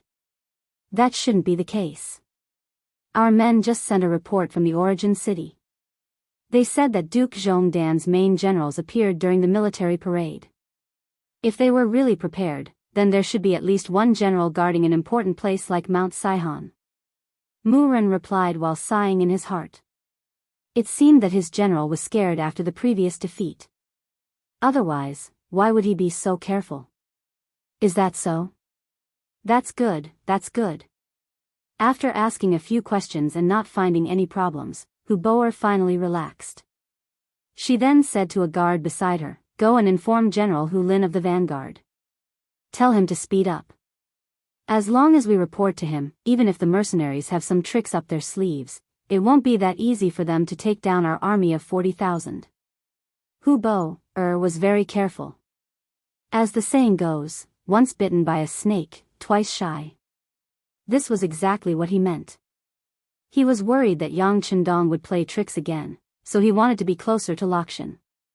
That way, if the situation changed, he would be able to provide assistance. However, he did not know that this was exactly what his opponent did not want to see. On the battlefield, only by not letting the opponent feel comfortable would one feel comfortable. This was a principle that had not changed since the ancient times. As such, when Hubo's troops wanted to get closer to Mount Saihan, they encountered more and more resistance.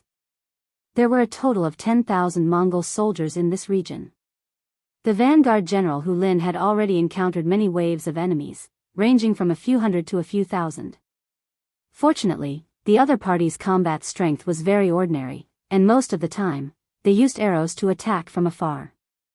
Once he became serious and launched a charge, the other party would retreat again, as if they had no intention of tangling with them. It was also as if their combat strength was mediocre, and it was difficult for them to be a match. This situation was somewhat abnormal, so Hu Lin sent someone to report the situation to General Hubo. Very quickly, he received a confirmation. Don't worry about them. They just want to stop us from meeting up with General Lakshan. The more they do this, the faster we need to get to the foot of Mount Saihan. With this order, Hu Lin calmed down and ordered the vanguard to charge forward. When they met with obstructions, they would only send out a small group of cavalry to retaliate. As expected, even a small group of cavalry was able to repel the enemies. Hence, they continued to charge forward. When the sky was about to turn dark, they were already 20 li west of the foot of Mount Saihan. From here to the foot of the mountain, it would only take an hour. The cavalry had been running for an entire day and were truly tired. After asking for instructions, Hu Lin ordered the troops to rest. In less than an hour, General Hubo and General Mu Ren arrived, and both sides met up. Good, everyone is tired. Have a good rest. Tomorrow morning, we will coordinate with General Lakshan to attack the mercenaries. N. We will have to trouble General Mu Ren to keep watch tonight. Hu Bo called all the generals over, and after a series of praises, he gave the order.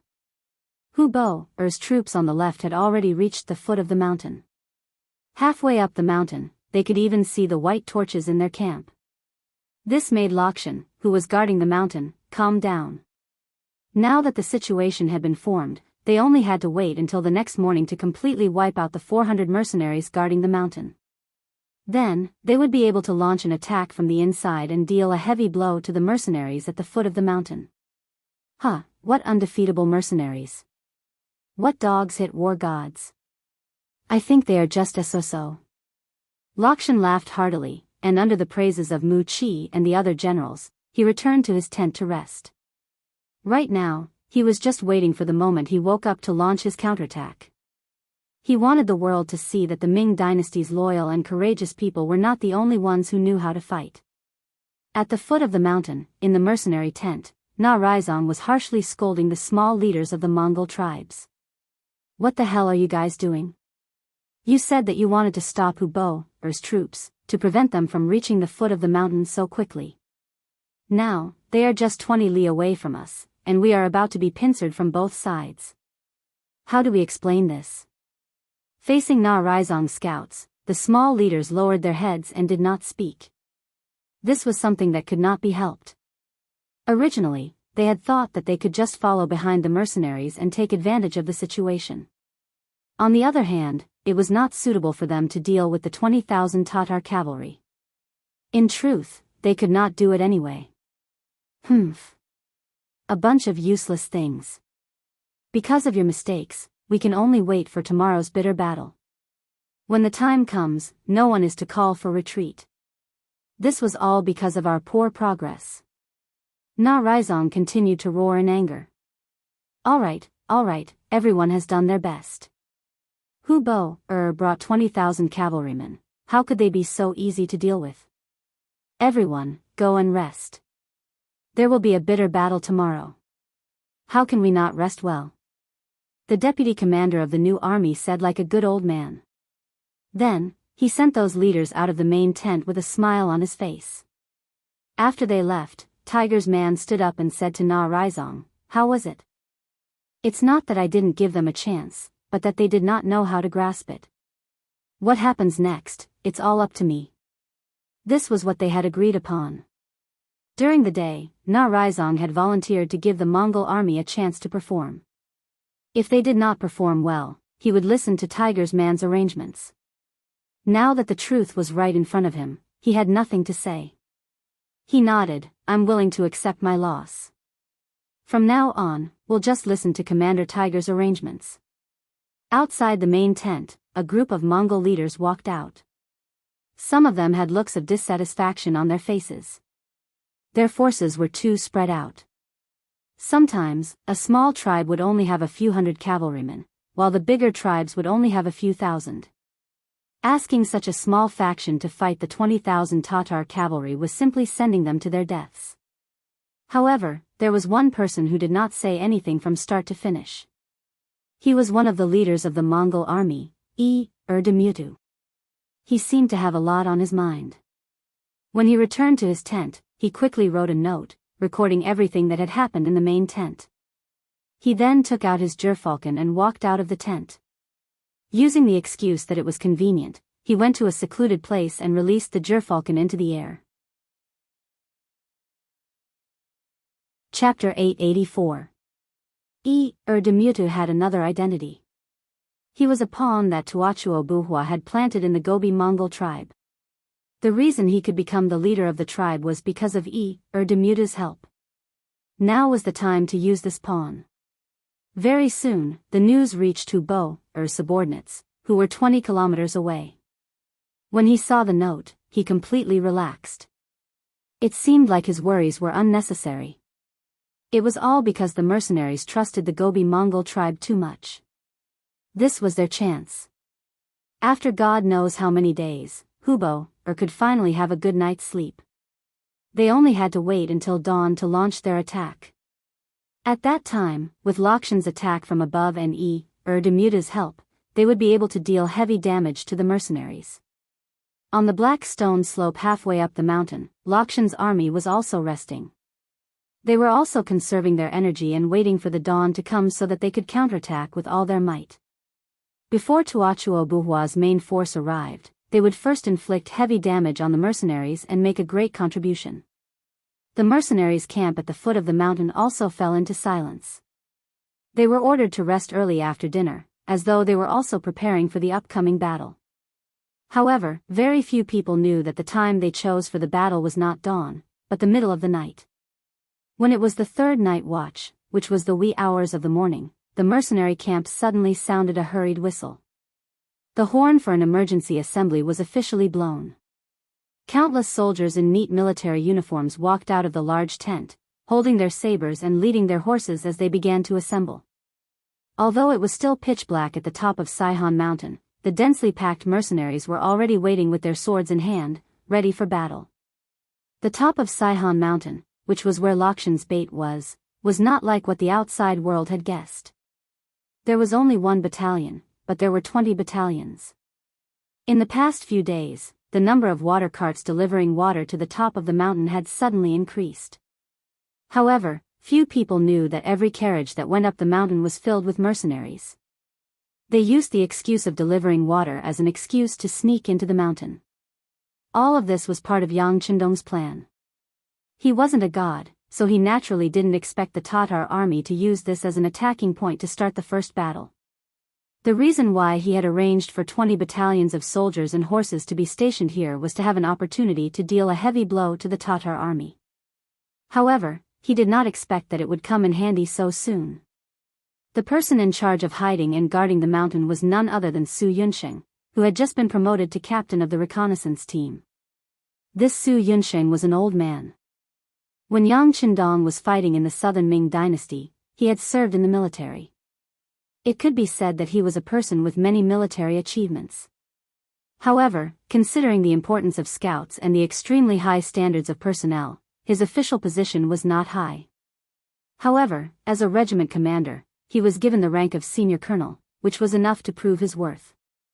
If there came a day when he was no longer willing to work in the reconnaissance group, he was more than qualified to be a division commander. The mercenaries had their own security bureau, but it was hard to guarantee that the other forces would have their own intelligence organizations. Knowing that it was very likely that the senior officers under his command had already been targeted, Yang Chendong did not use them this time. Instead, he sent Su Yunsheng, who had always been elusive, to the mountain to be in charge of this undercover mission. Tianhu and Bai Shuang were also on the mission with Su Yunsheng. They were all outstanding students in the First City Academy, especially in the field of military studies. This time, the two of them were assigned to cooperate with Captain Su in the battle, which was also a chance for them to participate in actual combat. 3 smart people, 3 capable people gathered together, so their strength could be imagined. When they received the report from the foot of the mountain that someone had set their sights on Mount Saihan, the 3 of them discussed and decided to beat them at their own game. They took the initiative to give up the magnetite slope halfway up the mountain. While showing weakness to the enemy, they were also looking for the best opportunity. Originally, the 3 of them were a little distressed. If Lakshan's troops attacked the top of the mountain, what would they do? They didn't expect the other party to cooperate with them so much that they would surround them but not attack. This made the 3 of them overjoyed, and at the same time, they arranged for the 20 battalions to rest early. At around 11 o'clock at night, they woke everyone up and prepared for the night attack. Night battle was one of the subjects that the mercenaries often trained in. When their nutrition could completely keep up, the so-called night blindness had nothing to do with them. With such a foundation, they already had the conditions to fight at night. And tonight was the time for them to launch a large-scale counterattack. Didn't Lakshan want to launch a 2-pronged attack? Well, then let's give him a taste of his own medicine. Let's launch a 2-pronged attack and completely annihilate him. The timing was a few hours earlier than the other party's attack, and they were already prepared. This allowed the mercenaries to gain the upper hand and have more chances of winning. In the early hours of the morning, the mercenary camp at the foot of the mountain became lively. With a flash bomb that lit up the sky for half a day, the general attack began. Troops began to attack Mount Saihan one after another. The sudden attack caught the enemy, who was resting on the magnetite slope halfway up the mountain, off guard. Lakshan came out of the large tent. As he put on his armor, he asked Mu Chi, who had rushed over, "What's going on?"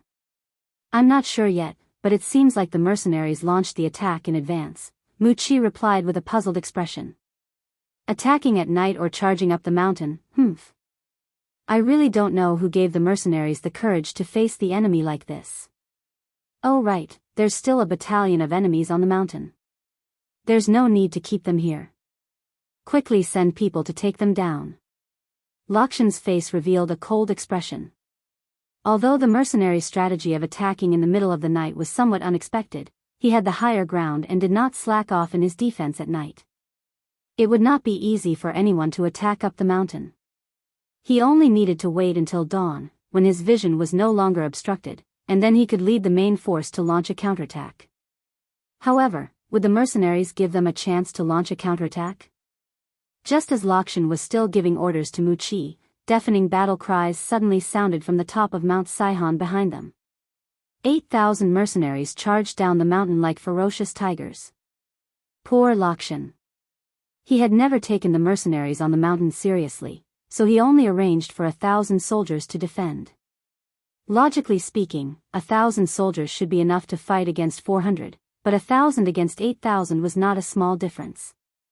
The 1,000 Tatar army did not even have time to figure out what was going on. They were greeted by a rain of arrows. Hundreds of people were injured and killed by the arrows. Then, their defensive line was instantly overwhelmed by the mercenaries who rushed down the mountain. Su Yunsheng, who was mixed in with the army, laughed loudly and waved the saber in his hand as he shouted, "Comrades, it's time to perform meritorious deeds. Charge! Charge!" Tian Hu and Bai Shuang also shouted crazily, their eyes flashing with excitement. The sudden appearance of the 8,000 mercenaries made the Tatar army dizzy. They had no idea where so many enemies had come from. Lakshan continuously mobilized his army to stop the Tatar army while lighting 3 bonfires that he had prepared beforehand. This was a signal for reinforcements. If the situation became dangerous, he would be able to use this to call for help from Hubo, or subordinates. The sudden movement of the mercenaries naturally did not escape the eyes of Hubo, or scouts. After the news was reported, Hubo, or got out of bed and saw the 3 bonfires lit. This made him very confused. What's going on? The battle has just begun. Why is General Lakshan asking for help? Are the mercenaries really so brave that they have already reached the middle of the mountain? Impossible. Muren shook his head. The magnetite slope is a gentle slope that is about 2 li long. Although it is not very steep, it is long. The mercenaries could not have reached the middle of the slope so quickly. That's right. The terrain there is easy to defend and hard to attack. It is impossible for them to fall so quickly. General Hulan agreed. Forget it, forget it. Let's not worry about that for now. Since Lakshan has requested for help, he must have met with some unsolvable problem. How about this? We will immediately support him. General Hulan, quickly gather 5,000 cavalrymen and launch a fierce attack on the mercenary camp. General Mu Ren, follow up with 5,000 cavalrymen. No matter what, you must attract the attention of the mercenaries and reduce the pressure on General Lakshan. The sudden attack of the mercenaries caused the entire battlefield to move. Countless mercenaries moved out in an orderly manner, as though they had already decided on their target. On the other hand, the leaders of the Mongol tribes gathered in Narisong's tent with sleepy eyes. Even now, they did not know what was going on. All right, since everyone is here, I will now assign the tasks. But before that, there's something we need to do first. Where's General Demutu? Na Rizong suddenly shouted as he looked at everyone with an excited expression. Yes. Instinctively, Demutu responded. As soon as he agreed, 2 burly Mongolian men immediately rushed towards him. Seeing that the situation was not good, he wanted to pull out his sword to resist. However, How could he be a match for them when they were unprepared? He was immediately pressed down. After being pressed down firmly, Demutus struggled to no avail. He immediately shouted, "Narasong, what are you trying to do? Are you trying to use this opportunity to eliminate the dissidents? And all of you, are you just going to watch? Let me tell you, if he takes care of me today, he will take care of all of you tomorrow. Shut up, you traitor." Seeing that there was indeed a commotion in the crowd, Narasong immediately shouted. Originally, some of the leaders wanted to ask Narasong what he was trying to do. If he really wanted to eliminate them, then they would have to fight back. However, once they heard the word traitor, they immediately shut their mouths. Chapter 885. Demutu, you are the traitor that Tuachuo Buhua planted in our tribe. Here are the letters you left behind when you contacted them. What else do you have to say? Na Raizong threw the letters onto the table. You searched my tent. Na Raizong, what right do you have to do that? Leaders and generals, he can search my tent for no reason today. Tomorrow, he might do the same to you. Everyone, you have to fight back. Demutus saw that the situation was not good, so he tried to persuade everyone. That's enough. Keep your mouth shut. Demutu, everyone else went back to their own tents after the meeting. You were the only one who let out a gerfalcon. What is the meaning of this? Who are you sending a message to? Do you think you did it without anyone knowing? Let me tell you, your every move has been discovered. What else do you have to say for searching your tent? Na Raizong would not allow Demutu to argue. He pointed out all kinds of mistakes. For a moment, the leaders and generals in the tent did not dare to make a move. Demutu only left those letters as evidence when he returned to Tuachuo Buhua's side in the future. He did not expect that the letters would become evidence of his crimes. At this moment, he knew that he could not change the situation. He could only shout, "That's right. I am Tuachuo Buhua's man. He is the ruler of the grassland. Yang Chendong is just a Han. How can he lead us? Sooner or later, they will devour all of us. What we are doing now is helping the evildoer. Men, shut his mouth. Take him away and behead him in public. Also, behead his family in the tribe. This is the fate of a traitor." Na Raizong's eyes were cold. He was really angry at this moment. Before the war, the Mongol tribe of the Gobi Desert did not want to kill the enemy. Instead, they wanted to collude with the enemy. This made him feel humiliated. None of the leaders or generals pleaded for Demuta's fate. Since he was a traitor to the entire Gobi Desert Mongol tribe. Not only could the mercenaries not tolerate such a person, even they would not allow him to exist. No one wanted to feel like they were being watched by a traitor. At the foot of the mountain, Hu Lin led 5,000 cavalrymen and charged down Mount Saihan. The mercenaries had already expected Yang Chendong's appearance. It was said that besieging a stronghold to attack reinforcements was our army's specialty during wartime. Yang Chendong was very proficient in commanding such a battle. In this plan, the Tatar division had long been waiting along the path that they had to pass through. They were only waiting for the 5,000 cavalry led by Hu Lin to appear in the encirclement. Then, heaven-shaking battle cries sounded from both sides. A total of 20 battalions and a division of 8,100 cavalry charged out from both sides. The sound of arrows piercing through the air shot towards the unprepared but anxious Tatar cavalry. It was not the first time for Suhi to fight a war between Tatars and Tatars. In the past, he was Agador's subordinate and did not get along well with Tuachuo. Now that he had such an opportunity, how could he be lenient? The 8,000 cavalrymen launched a surprise attack with their bows and arrows, killing at least 500 cavalrymen and injuring countless enemies. Hu Lin, who was charging, was stunned by this sudden ambush. Hu Lin was not a brainless person. After receiving the order, he was already prepared to be ambushed. However, he had only left the camp for 5 miles. How could he have encountered the enemy? Didn't this mean that the enemy's troops were all at his doorstep? Were the scouts of the Tatar army all incompetent? This was a little unfair to those scouts. Su He and the others had only just moved here. Before the scouts of the other side could report back, everything had already begun. Unprepared, Hu Lin's army retreated again and again until they met Mu Ren and the 5,000 cavalrymen behind them. Only then did they stabilize their footing. At that moment, the two armies converged and charged towards the Tatar division. Retreat. Su He did not want to fight head-on with the other side. Seeing that he had already gained a lot of advantages and had killed more than 2,000 enemies with his bows and arrows, he let the horn officer blow the horn. A division of cavalrymen quickly retreated. Chase. Hu Lin, who had been beaten until he was dizzy, was furious. Without doing anything, he had lost 40% of his troops. A flame of anger burned in his heart. He could not wait to charge forward and kill the mercenaries. General Hu, the situation is not right. It is better not to be rash. Seeing that the mercenaries had retreated the moment he appeared, Mu Ren had a bad feeling. Logically speaking, the other side should have been prepared and should not have retreated. It was as if they were tempting him to continue. What is wrong? It is obvious that the other side is cowardly and does not dare to face our cavalrymen head-on. They only know how to shoot arrows. If General Mu is afraid, then wait here for General Hu's arrival.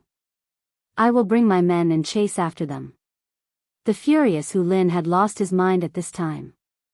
All he thought about was taking revenge for his brothers. How could he listen to anyone else's words? Hu Lin did not listen to his advice and continued to chase. Mu Ren could only shake his head and smile bitterly. While ordering the army to follow, he also sent someone to report the situation to General Hu Bo, and ask him to immediately send out the necessary reinforcements. Moreover, Hu Lin took the lead, leading the remaining 3,000 cavalrymen in a fierce chase. In just an hour, they arrived at the foot of Mount Saihan. At this moment, the Tatar division that had been retreating earlier had stopped in their tracks and gotten into formation.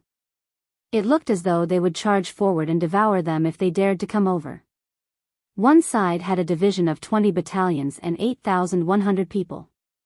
The other side only had 3,000 people. Hu Lin was furious, but at this moment, he could only suppress his anger and wait for the main force behind him to arrive. The first to arrive was Mu Ren. About a quarter of an hour after he arrived, General Hu Bo, also arrived. Following him were 8,000 cavalrymen. In other words, only 2,000 cavalrymen were left behind to guard the headquarters. What's the situation? The moment Hu Bo arrived, his gaze first fell on General Su He and the enemy cavalrymen. He then raised his head to look at the dense sounds of fighting halfway up Saihan Mountain. The torches there were connected to one another. Looking from afar, one could still feel the intensity of the battle. General, there are close to 10,000 mercenaries blocking our way. Hu Lin requests to charge. After seeing Hu Bo, Hu Lin was filled with courage. General, the situation on the mountain doesn't seem right. Logically speaking, after fighting for so long, General Lakshan should have chased the mercenaries down the mountain. Why is it still in a stalemate? Mu Ren raised his head to look at the mountain with a puzzled expression. Even if the mercenaries suddenly attacked, with the terrain, Lakshan should have chased them down the mountain very quickly. How could the battle still not end after 2 hours? Although they were too far away and couldn't see the situation clearly, they could tell from the battle cries that this wasn't a situation where one side had a complete advantage. Instead, the battle was in a stalemate. This was a very strange thing. That's right, the situation is unclear. Let's wait and see. Since they could not figure out the situation, Hu Bo, decided to be careful and observe the situation. If Lakshan was doomed, then he would retreat immediately and not continue to fight the mercenaries. What's there to wait for? Didn't the report say that the Mongolian tribes in the northeast sent out 20,000 cavalrymen to help the mercenaries? They must be the ones attacking the mountain, causing the stalemate. These mercenaries sure have a good plan. Using other people's soldiers to attack us, they are using a borrowed knife to kill us. Hu Lin saw that no one was paying attention to him and was extremely dissatisfied. Seeing that Hu Bo was still suspicious, he immediately voiced out his thoughts. Oh, that makes sense. Hearing Hu Lin's words, Hu Bo nodded in agreement. This was enough to show that if he was the commander of the mercenaries, he would also think of a way to use the 20,000 cavalrymen. After all, they were not his trusted subordinates. If they died, it would not be a pity. On the contrary, he would be able to use this opportunity to get rid of his enemies. It was killing two birds with one stone. But will they be so obedient? Mu Ren raised his own objection. That was 20,000 cavalrymen. Their military strength was no less than the new mercenary army. They would be so obedient. If someone told them to charge, they would charge even if they knew it would be difficult. They would even charge even if they would suffer heavy losses. That makes sense. Hu Bo nodded.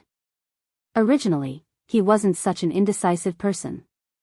But after losing to the mercenaries in Toulouse City, he was really scared. Now, he was very careful and cautious in everything he did. The commander was hesitant, but this made Hu Lin anxious. Without receiving any orders, he could only suppress his urge to charge out and watch helplessly. Hu Bo, subordinate, Mu Ren, looked at the mountainside. He believed that even if the 20,000 Mongol soldiers charged out, they would not be able to last for long. After all, they were limited by the terrain and their numbers were similar. With the terrain, Lakshan's victory was only a matter of time. Time passed minute by minute. Another hour had passed. Finally, the battle cries from halfway up the mountain became softer. Many of the torches on the mountain that seemed to cover the sky had also been extinguished. Seeing this, Mu Ren finally heaved a sigh of relief. He looked at Hu Bo and said, "General, I believe that General Lakshan has already stabilized the situation. The enemy's morale must have dropped. This is the time for us to pincer attack." "That's right. Come, pass down my orders. Prepare to charge." Hu Bo was also relieved. He laughed and was about to give the order to charge. At this moment, a soldier beside him suddenly shouted, "Fire, fire, it's right behind us. It seems to be the direction of our camp." Chapter 886. This shout attracted the attention of the three generals. At this moment, the fire seemed to have lit up half the sky. The experienced soldiers estimated that it was about 20 miles away. Wasn't that their camp? What's going on? Hu Bo asked in confusion. Shouldn't the mercenaries focus on attacking the mountain and stopping them? How could they still have the energy to attack their own camp? No one answered Hu Bo's question. After a few moments of silence, countless shouts came from all directions. Following that, the scouts around the army quickly reported back. "General, there are enemies in the east. General, there are enemies in the west. There are countless of them. General, there are people behind us. Because it's too dark, we can't see how many people there are. We can only see the torches and shadows." Hu Bo's expression changed again and again. He couldn't understand why so many enemies had suddenly appeared. Where did they come from? How could the mercenaries have so many soldiers?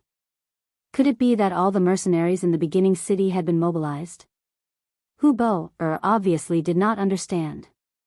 These were the 20,000 cavalrymen from the Gobi Mongol tribe, as well as the new heavy cavalry, light cavalry and the scouts. Just as Mu Ren had suspected, charging up the mountain was not something that anyone was willing to do. Even if the mercenaries gave the order, the Gobi Mongol army would not follow it. This was obviously a suicidal move. It was not something that could be obeyed with just a single order. In fact, the army attacking the mountain was only one division of the new army. Of course, there were also the 8,000 mercenaries who had charged down from the top of Saihan Mountain. Su Yunsheng suddenly brought 8,000 soldiers down from the sky and caught Lakshan off guard. Although he did not understand why there were 20 enemy battalions on the mountain, the battle had already begun and he had no way out. First, he sent Mu Qi to lead 5,000 soldiers to stop the mercenaries' charge. With the advantage in preparation, how could 5,000 soldiers stop them? In less than an hour, the army was defeated and Mu Qi died in the battle. At this moment, the new division of the new army began their attack from the foot of the mountain. For a moment, Lakshan was attacked from both sides, and the situation was critical. Taking advantage of the chaos in the Tatar army, Su Yunsheng rushed down the mountain, broke through several enemy lines of defense, killed his way to the pass of the Black Stone Slope, and seized it. No one stopped them anymore. The recruits at the foot of the mountain successfully ascended the mountain. After the two armies met, they had a huge advantage in terms of numbers. They charged straight for Lakshan's army. Amidst the chaos and the death of their general, the morale of the Tatar army plummeted. They were no match for Su Yunsheng and Lu Zhua. Amidst the chaos, many Tatar cavalrymen dismounted and surrendered. Only Lakshan and his 5,000 cavalrymen continued to resist. The chaotic scene that Hu Bo and Mu Ren saw at the foot of the mountain was exactly this moment, and it was completely different from what they had guessed. It wasn't Lakshan who was killing the mercenaries, but the mercenaries who were fighting back. They only had 5,000 cavalrymen, and they were all panicking and low in morale. How could they be a match for the mercenaries who were full of fighting spirit? After a few attacks, the formation of the army was in chaos, and their morale was low. In less than an hour, Lakshan had died, and his cavalrymen had either died or surrendered. The battle at the waist of the mountain had ended, and the next step was to deal with Hu Bo Er's troops at the foot of the mountain. According to Yang Chendong's words, it was like eating one and watching one.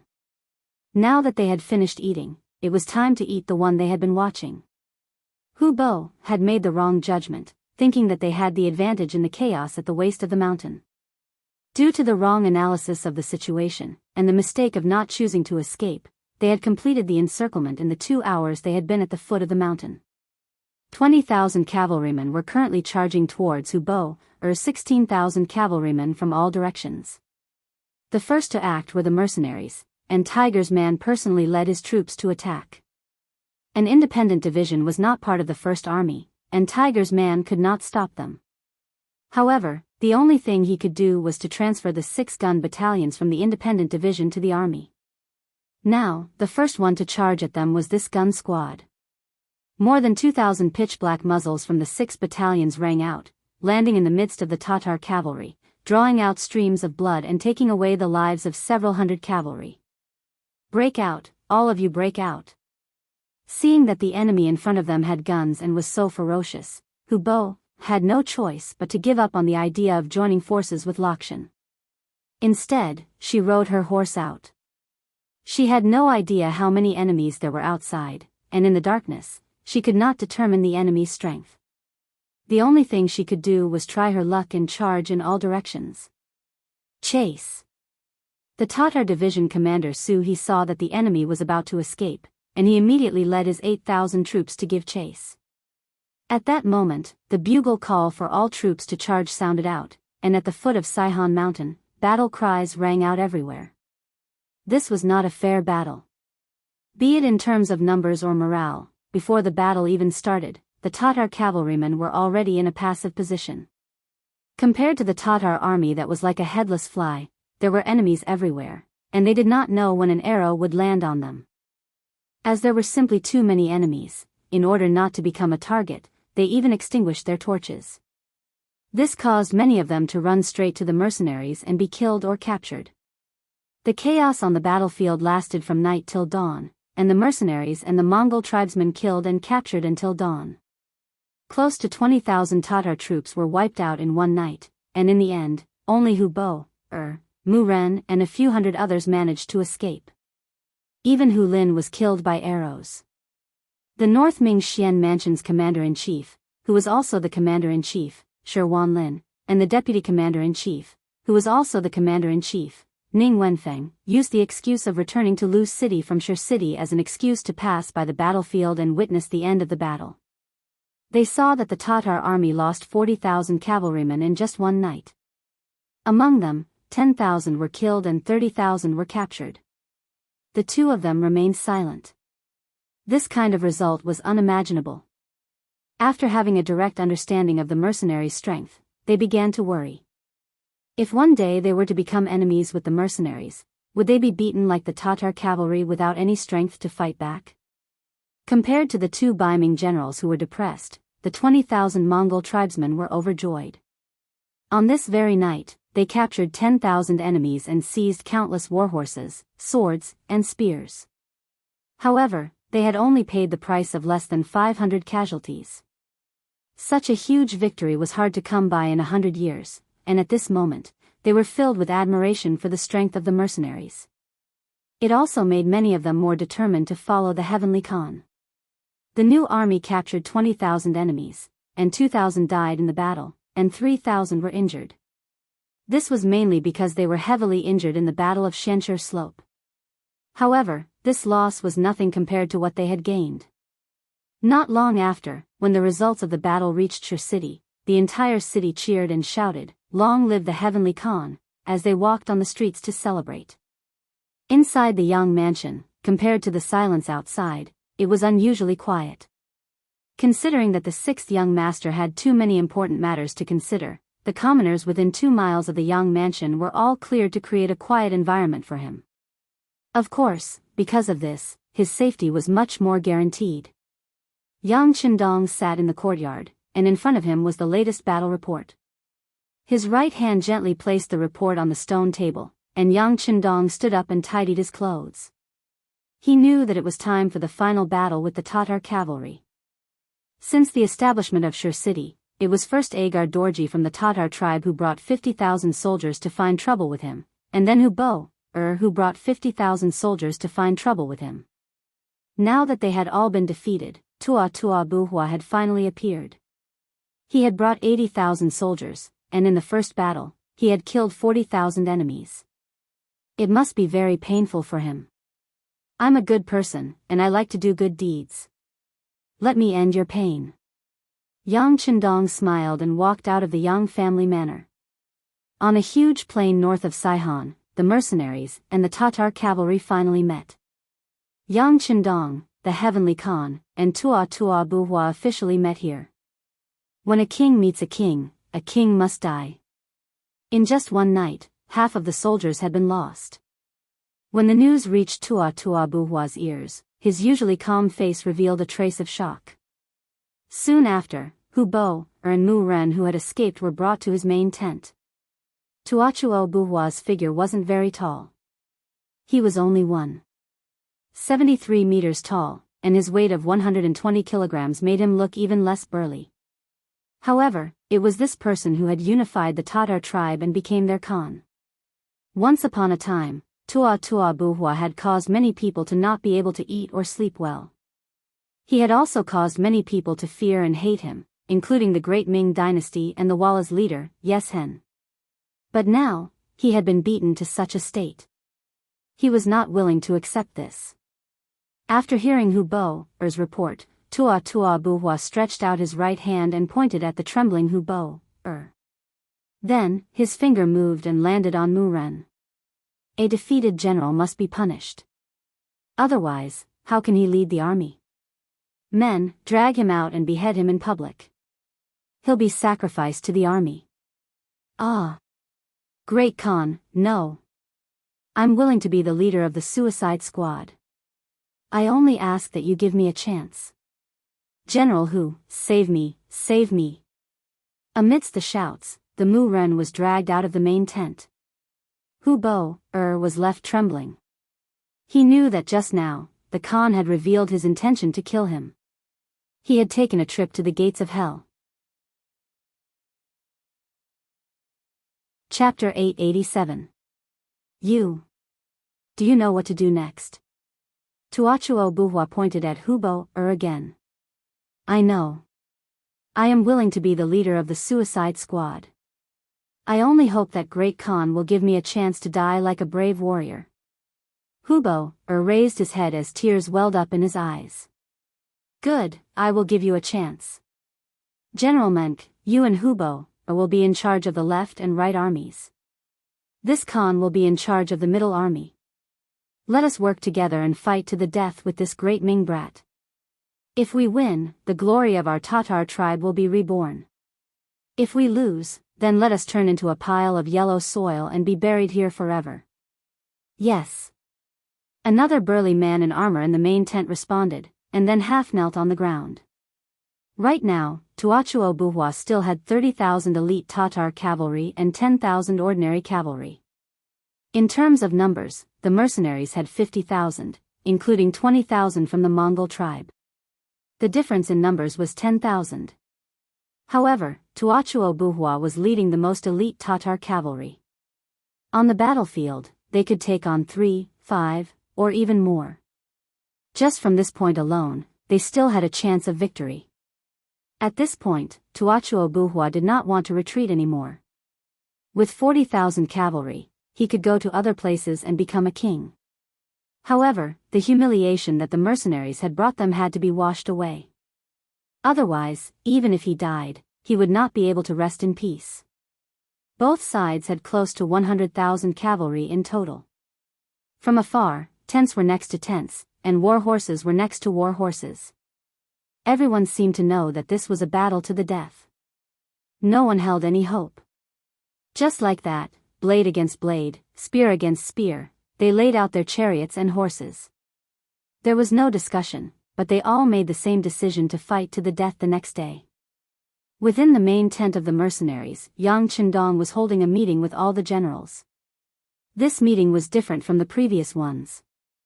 There was not even a sand table in front of them, nor were there any battle plans. At the start of the meeting, as the leader, Yang Qindong had already set the tone. There's no need for any strategy in this battle. Tua won't use any tricks, nor will he divide his forces to create an opportunity for us. Some of them are just warhorses charging head-on. Some of them are just to see whose bones are harder and whose saber is sharper. Let me ask you, are you afraid? Not at all. All the officers replied in unison, their voices echoing throughout the main tent. All right. Yang Qindong looked at everyone with an encouraging gaze. Then, he pointed at Su He and said, Division Commander Su, I'll let you introduce the 30,000 elite cavalry under Tuachuo Buhua. Yes. Su He stood up and saluted Yang Qindong and the other officers. As a former member of the Tatar cavalry, he was very familiar with the situation of this cavalry. Comrades, there are only 40,000 cavalry left. 10,000 of them are ordinary cavalry. There is no need to worry about them. I believe that any of our troops can defeat them. He. Hearing such confident words, the officers present all had smiles on their faces. Even the small leaders of the Mongol tribes in the north of the Gobi Desert laughed along. Although their combat strength was average, they had the advantage in numbers. As the saying goes, a random fist can kill a master. Who are they afraid of? While the officers were laughing, Suhi's face became serious. However, the 30,000 elite cavalry cannot be underestimated. Tuachuo Buhua spent a lot of effort to create them. Although they may not have been through hundreds of battles, they are veterans who have been through dozens of battles. They have rich combat experience and will not retreat without orders. Even if their formation is attacked, they will rely on a small number of people to deal with the enemy until the end of the battle or until all of them die. At this point, Suhi seemed to see the disdain on the faces of the officers present. He continued in a deep voice, You may not know this, but Agadorji was bewitched by Yeshen and surrounded Tuachuo Buhua with him. At that time, he only had 5,000 cavalry with him. However, with these 5,000 cavalry, he was able to break out of the encirclement. Do you know how many cavalrymen he faced at that time? There were a total of 100,000 of them, but they still left as if there was no one around. Hiss. The sound of cold air being sucked in could be heard. 5,000 cavalrymen were able to break out of the encirclement of 100,000 people. This was an incredible achievement. Division Commander Su, have you fought with them before? The commander of the new army, Tiger Main, asked. He firmly believed that seeing was believing. If this was just hearsay, it was not enough to believe. Commander Tiger, I am ashamed to say this, but I have fought with them before. At that time, I led 10,000 cavalrymen and was on the outside of the encirclement. However, when the 5,000 cavalrymen rushed out, I sent some soldiers to stop them. After a chaotic battle, they managed to escape. After the battle, we lost 1,300 cavalrymen while they only left behind a few dozen corpses. At this point, Suhi couldn't help but lower his head. This achievement was one of the biggest defeats in his life. It was obvious that he really didn't want to talk about it. However, at this moment, no one looked down on Suhi. Instead, everyone fell into silence. The atmosphere in the tent was very oppressive. The strength of these 30,000 elite cavalry was beyond everyone's imagination. For a moment, everyone was at a loss of what to do. Even some of the leaders of the North Desert unknowingly showed fear on their faces. They were probably thinking of retreating at this moment. The morale of the generals quickly fell at this moment. Suhi's voice continued to sound. These cavalrymen are completely different from ordinary cavalrymen. They hold a sword in one hand and a shield in the other.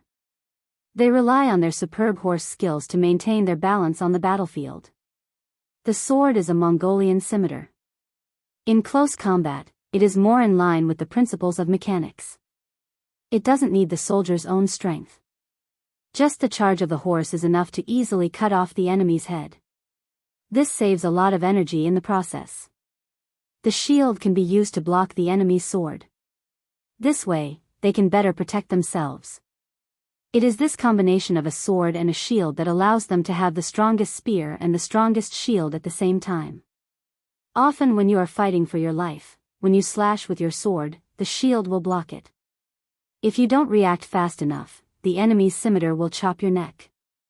At that time, because I didn't understand this point, the cavalrymen under my command suffered a great loss. Even the dozens of cavalrymen who were able to kill the enemy were only able to achieve a small result because of the crowd. After explaining everything he knew and understood, Suhi saluted Yang Chendong and returned to the group.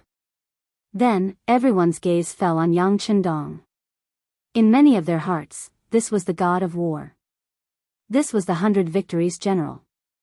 The battles under his command would never fail. When everyone's gaze fell on him, Yang Chendong's originally calm face revealed a trace of a smile. The strongest shield and the strongest spear. Interesting. But I don't know how strong their shields will be when they are faced with muskets. Ha ha ha. With just a few words, the atmosphere in the main tent instantly relaxed. That's right, no matter how strong you are, when facing the muskets and cannons, can you really be invulnerable? Everyone laughed, and the original atmosphere was no longer that oppressive. Yang Chendong timely stretched out his hand and pressed it down. For a moment, the tent became quiet again. We have muskets and powerful cannons, but I don't think these are the treasures that can defeat all opponents. If we want to become the strongest cavalrymen in the world, then we are destined to gather the strengths of others and the strengths of others. We must learn from each other's strengths to make up for our weaknesses. In the end, we will become the invincible and undefeatable cavalry of the prairie. The 30,000 elite cavalrymen of the Tatar Empire may be very strong, but in my opinion, they are more like a whetstone blade that sharpens us. Let's put it this way, I am preparing to build another division. This division will be called the 1st Cavalry Division. It will have 3 regiments, each with 5 battalions, a total of 6,000 men. This division commander, 3 regimental commanders, and 15 battalion commanders will not be appointed based on seniority or nationality. It will all be based on personal strength. It will all be based on personal bravery and merit. Their treatment is far better than the other units. It is the same as the current Cold Vanguard unit, or even better. Let's put it this way. To be able to enter this division, one's whole family will ascend to heaven. When a Han rider enters the division, a hero's plate will be hung high in the family, and it will be respected by the world. When a foreign rider enters the division, he will be registered as a Han citizen. From a soldier to an officer, he will be able to bring one of his family members to be registered as a Han citizen. If he is promoted, he will be able to bring his whole family to be registered as a Han citizen. Before Yang Chendong could finish his words, the entire main tent was already bustling with noise and excitement. Anyone who had been to the first city would know the importance of being registered as a Han citizen. In the past, this people who were regarded as herbivores and were called weak and bullied had a high status that people could only envy and look up to. As long as one was a Han citizen, whether it was dividing land, paying taxes, or buying things, they had a lot of privileges.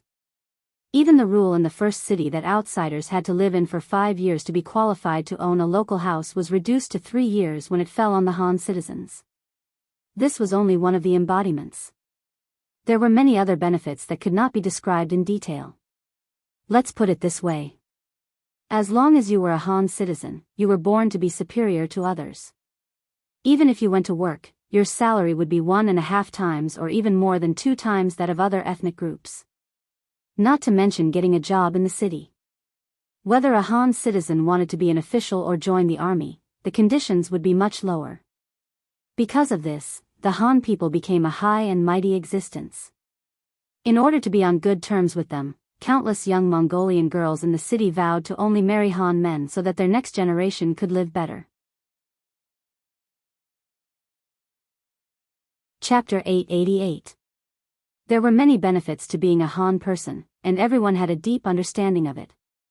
Fortunately, the Han people did not have the habit of bullying other races, or rather, they did not have the time to develop this habit. Although the other races were somewhat dissatisfied, they could not find a reason to express it. However, it was undeniable that they also yearned to become Han people in their hearts. It was just that there was no opportunity to obtain this power. For example, one of the higher-ups in the army, the Tatar division commander Suhi, was still a Tatar. Even such a general could not become a Han person, let alone others. This matter of promotion could only be an idea. But now, Yang Qindong formally raised this issue in front of everyone and gave the corresponding conditions. As long as they could meet these conditions, they would be promoted. This made everyone see hope. Some of the small tribal leaders who originally wanted to retreat were also moved because of this. They clenched their fists tightly and had an appearance of wanting to perform well. Everyone's morale was completely stimulated by Yang Qindong's words. The conditions are there. If you can kill 3 Tatar elite cavalry, you can join the 1st Cavalry Division. If you kill 4 people, you will be a squad leader. If you kill 5 people, you will be a deputy platoon leader. If you kill 6 people, you will be a platoon leader, and so on. In short, the opportunity is in front of everyone. How to fight for it is up to everyone. Of course, if you are not the opponent of these elite cavalry, then retreat. I will use guns and cannons to solve everything in the end. Where to go, everyone can choose. At the end of the meeting, Yang Qindong gave everyone a reassurance that the 30,000 Tatar elite cavalry who were invincible in the eyes of others were not in his eyes. The reason why he did not use guns and cannons was because he wanted to use them as a whetstone to hone the combat power of the cavalry. With such a guarantee, how could everyone be afraid? A war was destined to not be lost. What was important was the performance of the battle process. The Han soldiers were thinking about how cool it would be to hang a hero's plate in their house. The grassland people were thinking about how their descendants would benefit from this action of theirs if it could be done. At this moment, no one was against the war in front of them, and no one showed any signs of fear. In fact, they didn't even want guns and cannons to appear on the battlefield, because they only had one thing in mind, and that was how they could perform well in this battle and successfully join the 1st Cavalry Division, so that they could bring glory to their ancestors and be respected by the future generations. Under Yang Qindong's intention, the contents of the meeting were quickly spread out. Then, the entire camp was in an uproar. Other than the fierce Tiger Regiment, all the other soldiers were tempted. Regardless of whether they were Han soldiers or foreign soldiers, they all had a goal in their hearts, and that was to perform better on the battlefield tomorrow. At daybreak, many soldiers got out of bed without being reminded. Then, they began to sharpen their sabers, wash their horses, check their stirrups, and other things. All of them were ready to do their best and perform well. The sky slowly brightened, and the cooks began to cook.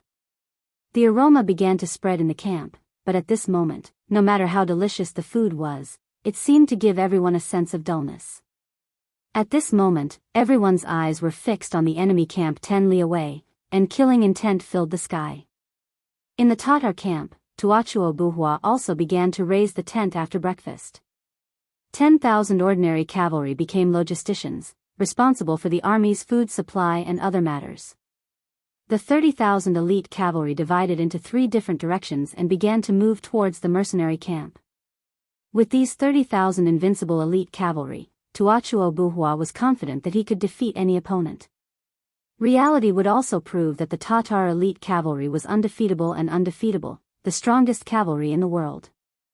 According to the previous arrangement, Hu Boer would be on the left, Menk on the right, and he would personally lead 10,000 elite cavalry in the middle. As long as the 3 of them moved together, they would be able to break through the formation of the mercenaries, and finally kill their way to that ignorant brat who did not know the immensity of heaven and earth. At that time, they would use the Mongolian curved horses to teach Yang Qindong how to behave, and tell him who was the strongest in the Central Plains. With the invincible elite cavalry of this era, Tuachuo Buhua was not afraid of any schemes from the mercenaries. He believed that in front of absolute strength, nothing could stop them from advancing. In the past, Yes Hen of the Wara Empire could not do it, and now, Yang Qindong could not do it either. With great ambition, the 30,000 elite Tatar cavalry set out. After advancing for 5 li, 6 li, 7 li, the mercenary camp did not move at all, and a look of disdain flashed across Tuachuo Buhua's eyes. He did not know what kind of game the enemy was playing, but he knew that when there was only 3 li left, his elite cavalry would be able to charge over. At that time, no one would be able to stop them. Pass down the order, prepare to attack. The arrogant Tuachuo Buhua sat on his horse and gave the order to the flag bearer. Boom, boom, boom. However, without waiting for the command flag to issue the order, 3 ear-splitting sounds of cannons rang out. The cannons landed about 200 meters in front of Tuachuo Buhua's left, middle, and right troops. The loud rumbling sound caused the elite cavalry to cry out in disarray. Even animals were afraid of fire and loud explosions, and war horses were even more so. Reality had proven that even the most well-trained war horses would lose control in front of the cannons. The 3 cannons completely wiped away the confidence on Tuachuo Buhua's face. For the first time, fear appeared in his heart. How much of his 30,000 elite cavalry would be able to fight against the mercenaries with such advanced weapons? Just as he was thinking, a rider came from the distance. It was the new commander of the army, Tiger's Mane. His epaulets sparkled under the sunlight as he shouted. Our heavenly Khan feels that Tuachuo Buhua is a hero and is willing to meet you with weapons in the spirit of mutual appreciation. This time, the enemy can only send out 2,000 cavalry to fight, regardless of life or death. This is the condition that our heavenly Khan has proposed. We are both using cavalry. This is already the greatest respect to Tuachuo Buhua Khan. I also hope that you can abide by the rules. Otherwise, the artillery just now is just an appetizer. Soon, this area will be covered by artillery. At that time, I don't think I need to tell you what will happen. You can choose where you want to go or what you want to do. Hiya. Yang Qindong was the only one who could send a military commander as a messenger. After completing the mission, Tiger's Mane rode back to the barracks and came in front of Yang Qindong. Young master, I finished. I heard. Yang Qindong nodded. Young master, can I participate in the next battle? Taking advantage of this opportunity, Hu Meng tried to sound Yi Futian out. No. He replied firmly. Then he said that you and the deputy commander can't participate in the battle. Other than that, the others can do as they wish. Tiger's Mane was the person he trusted the most. He could not lose him. Although the name of the 1st Cavalry Division was dazzling and attractive, Tiger's Mane was already the commander of the new army. There was no need for him to take this path. As for Tuachuo Buhua, although his horsemanship was not bad, it was only not bad. In a real battle, anything could happen. It was too much of a waste to send such a wise commander to the front lines. If something happened to him, it would be too late for regrets. This was an absolute order. Even though Hu Meng wanted to perform well and prove that his horsemanship had improved greatly during this period of time, Since it was the sixth young master who had ordered him to do so, he naturally wouldn't disobey. He could only agree and leave. In front of the elite Tatar cavalry, Tuachuo Buhua called Hu Bo, and Menk over to discuss military matters. Now that you know the situation, tell me what to do. Originally, Tuachuo Buhua was full of confidence and wanted to crush the mercenaries. However, before the battle even began, their morale had already taken a huge hit. Now, Tuachuo Buhua felt a heavy pressure in his heart that made it hard for him to breathe. The mercenaries' cannons are too powerful. If those 3 cannons landed in our army, the consequences would be unimaginable. Hu Bo did not express his opinion first. Instead, he spoke in a tactful manner. When he said this, the 3 of them were speechless. After a short while, Menk spoke up, so be it. With our elite cavalry strength, I don't believe that we can't take care of them. As time goes on, we will kill more and more people. At that time, we will still be able to obtain victory. This meant that he had agreed to the other party's request. Although Tuachuo Buhua did not want to, the mercenaries had powerful cannons. Unless he retreated now, he could only follow the other party's plan. Alright, then let's do it. We will use our true strength to show them how strong our elite Tatar cavalry is and how undefeatable we are. Tuachuo Buhua wanted to defeat Yang Chendong. The first city behind him was too prosperous and was built on the grasslands. It was like a tree without roots. This was a base that he urgently needed. As long as he took down this place, it would not be long before he could repeat the glory of the Tatar tribe. This huge temptation made him unable to retreat. He could only play according to Yang Chendong's rules.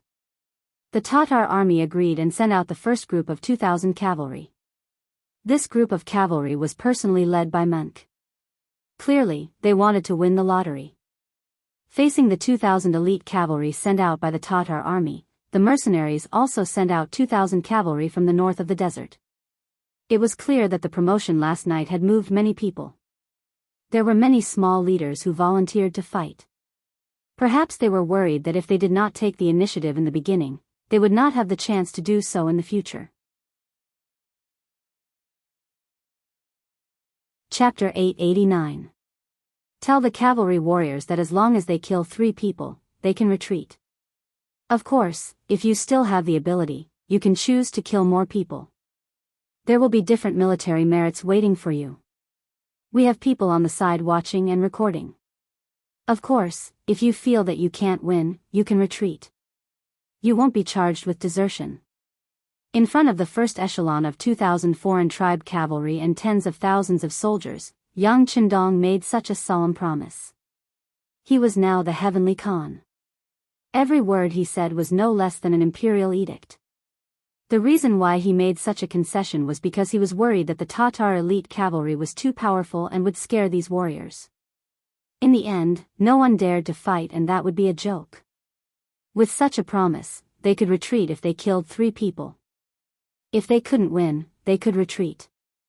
Just based on these 2 points, those who didn't dare to try before were moved. What if they were lucky? 2,000 tribal allied army set out. They stood face to face with the Tatar elite cavalry. There was only a distance of 1 li between the 2 sides. This was the time for the cavalry to display their greatest strength.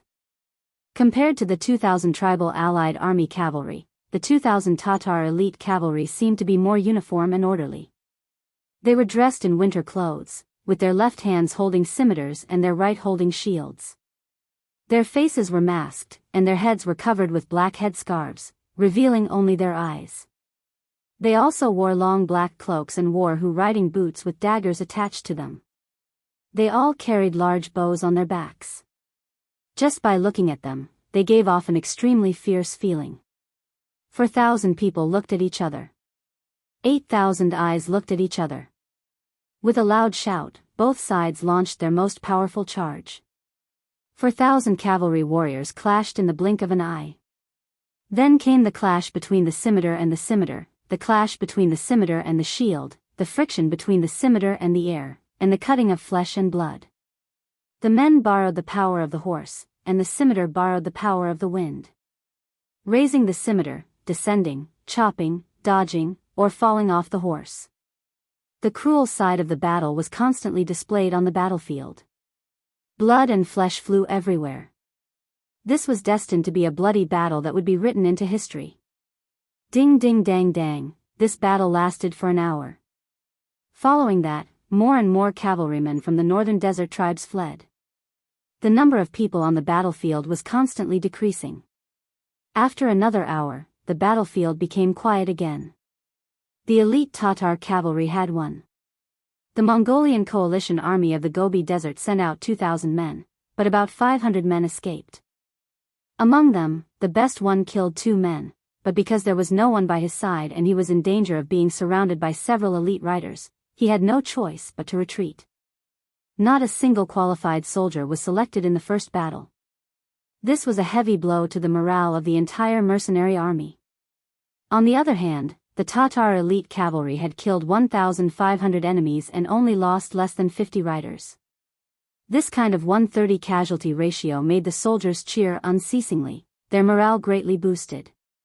Treat the injured warriors and arrange for the second batch of soldiers to take over. Yang Qindong sat on a large chair, surrounded by his black knights. Seeing the complete defeat of the first battle, he did not show the slightest anger or disappointment. Everything was within his expectations. If there was anything unexpected, it would be that the performance of the elite Tatar cavalry was stronger than he expected. However, this was even better. Since he wanted to create the first cavalry division and create the strongest cavalry in the world, the sharper the whetstone, the better. After the order was given, the second batch of 2,000 cavalrymen charged out. Although the failure of the first battle was a severe blow to their morale, they also learned some experience at the same time. For example, if they found that there were too many retreating cavalrymen, there was no need for the rest of them to fight hard. Otherwise, they would only be surrounded by the cavalrymen, and there was no other choice but to die. After the first experience, the second batch of soldiers charged out closer. They tried their best to be under the protection of their comrades. This way, they could face the enemy without worrying about being attacked from the front and back. After the first experience, Tua Buhua did not send any generals to lead the troops. Against these average Mongolian cavalrymen, there was no need to send any generals. They could also heavily injure the enemy. In the first battle, they had killed 1,500 enemies. If this continued, it would not be long before the enemy ran out of soldiers to send. Thinking about that, Tua Buhua had an urge to laugh out loud. Heaven Khan, do you think that I am afraid of you just because you outnumber me? Then I will let you see how wrong your decision is. The second battle began. Compared to the first battle, it was much more intense. It was obvious that everyone had used all their strength and did not hold back. This was a real battle, a bloody battle. It was either you die or I die. Any carelessness could lead to irreparable consequences. Everyone only had one life. If anyone did not use all their strength, they would be facing death. The battle continued for an hour. During this time, hundreds of Alliance Army cavalrymen had retreated. Perhaps they felt that they were not strong enough and that if they continued to fight, they would only die. Or perhaps they were injured and could not fight anymore. Either way, the situation on the battlefield was worrying. On the entire battlefield, there were less than 300 Alliance Army cavalrymen. Looking at the Tatar elite cavalry, only a few dozen had died. There were not many casualties. Kill, continue to kill. I still need one more person to join the army. In the battle, a very young Mongol cavalryman was still waving his blade. He blocked left and right and solved another crisis. His name was Hu Helu. He was a young man from a small Mongol tribe. Like most Mongols, Hu Helu grew up on horseback, and this allowed him to train his skills on horseback quite well. However, his best skill was still the knife-cutting technique. It was said that it was taught by a veteran soldier who passed by their tribe to recuperate. In order to learn this skill, Hu Helu secretly killed a fat sheep in his family and gave it to the other party. Then, when the other party left, his horse skills had improved greatly. This time, he had signed up for the battlefield because he wanted to bring the book with him.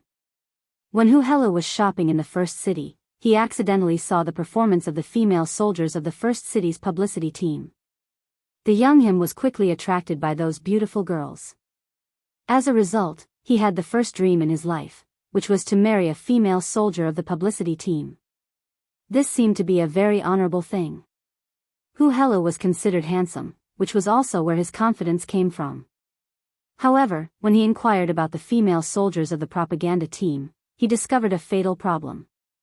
There was a prerequisite for these female soldiers to choose a husband, and that was that the other party had to be of Han nationality. Only then could their status be considered equal. When he heard this, Huhelo was naturally very unhappy. Compared to the Han people, he was not inferior. He was willing to work hard and was good-looking. He could rely on his own two hands to obtain a happy and wealthy living environment. Of course, although he was angry, Huhelo had to admit that at least in the first city, the status of the Han people was extremely high. It was far from what a person from a small tribe like him could compare to.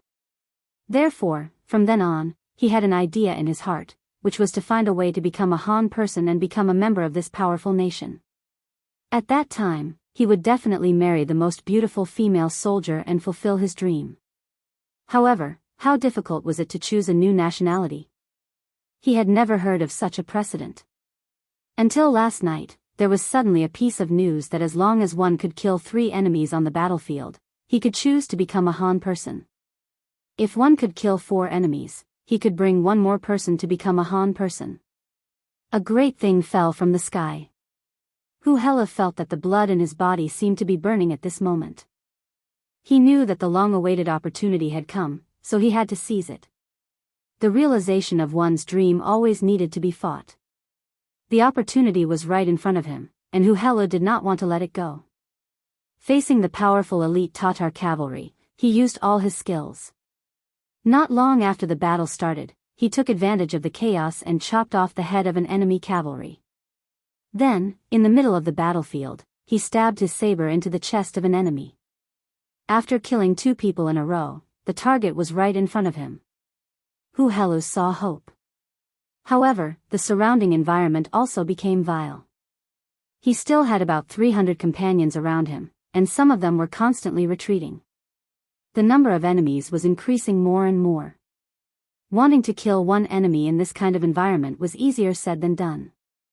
Right now, Huhelo could choose to immediately retreat. This way, he could protect his own safety. After all, the mercenary camp was half a li behind him. As long as he retreated there, the Tatar cavalry would not dare to pursue him. There were more than 3,000 muskets of the ferocious Tiger Regiment placed there. They could take his life at any time. But if he did that, his dream would be shattered. This was something he could not accept. Therefore, he only had one choice left, and that was to continue killing the enemy. Even if he only killed 1 person, he would be able to become a Han person. Everything in the future would become bright. It was too late to say, but all these thoughts were formed in an instant. At this moment, Huhelo's eyes revealed a wolf-like light. At this moment, he was determined to kill 1 more enemy. It was also at this time that 2 elite Tatar cavalry appeared in his field of vision. They discovered him and rushed towards him. Looking around, Huhelo did not see any other enemy cavalry within 3 zhang of him. He knew that this was his chance. Even though there were 2 riders approaching, he was still fearless and charged head-on. Borrowing the momentum of the horse, Huhelo's feet left the stirrups. A bold idea quickly formed in his mind. If he wanted to avoid the enemy's saber, then he had to abandon his horse. Otherwise, even if he could kill the enemy, he would be killed by the enemy. Chapter 890. On the battlefield, leaving one's horse was a very dangerous thing to do. If he didn't handle it well, he wouldn't know where the blade would come from and end his life. But at this time, in order to fulfill his dream, he couldn't care less. The 2 enemy riders were getting closer and closer. Huhelo could already see the murderous eyes behind the black cloth. But at this time, Huhelo suddenly jumped into the air. Then he turned around and slashed at the back of the head of the unprepared elite Tatar rider. The pincer attack of the two elite Tatar riders was blocked because of Hu Helo's sudden jump. Not only that, but the back of the head of one of the elite Tatar riders was cut. The sharp blade fell and half of the head was chopped off. Blood flowed out and the elite Tatar rider fell from his horse. Half of his head fell to the ground. He couldn't be more dead. Finally, he killed another person. Hu Helu had completed the mission of killing 3 enemies. Naturally, he was extremely excited in his heart. However, before he could cheer, he had already fallen from midair. Unfortunately, he sprained his ankle, and a heart-wrenching pain drilled into his body from his ankle. With his foot sprained, he could no longer stand. At this time, the elite Tatar riders on the other side had already moved their horses and rushed towards him. On one side was a person who borrowed the momentum of the horse to rush forward. On the other side was an injured soldier who was half kneeling on the ground. The result was self-evident. This scene also deeply attracted the attention of the scouts who were observing the battlefield. They were ordered by Yang Chendong to observe the results of the battle.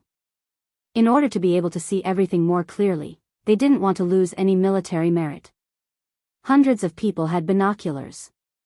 Just now, Hu Helu's performance was seen by several people. Seeing that the first warrior who killed 3 enemies had finally appeared, they didn't have time to cheer. Seeing that this person was about to be in danger, everyone held their breath and held their breath. Ah! Half kneeling on the ground, Hu Helu saw the killing move in front of him. He didn't know where he got the strength from, but he suddenly dashed forward and rushed under the warhorse of the elite Tatar cavalry. He then brandished his saber and chopped off the rear hooves of the warhorse. The warhorse that was galloping at high speed also fell to the ground with a plop. The elite Tatar cavalry also fell to the ground together with it. It was a very disgraceful scene of a dog eating feces. After chopping off the warhorse's hind leg, Hu Helu did not stop there. Instead, he turned around and crawled forward. In less than 2 breaths, he arrived behind the Tatar elite cavalry that was in a state of confusion. Then, he abruptly plunged his saber down and ended the life of another enemy. After killing 4 people in a row, not only would he be promoted, but he would also be able to bring a family member with him. The excited Hu Helu seemed to have regained some strength in his body. He placed his left hand beside his mouth and whistled sharply. The horse in the distance heard the sound and came over. He then jumped onto the horse and turned around to head back to the mercenary base camp. Catch him!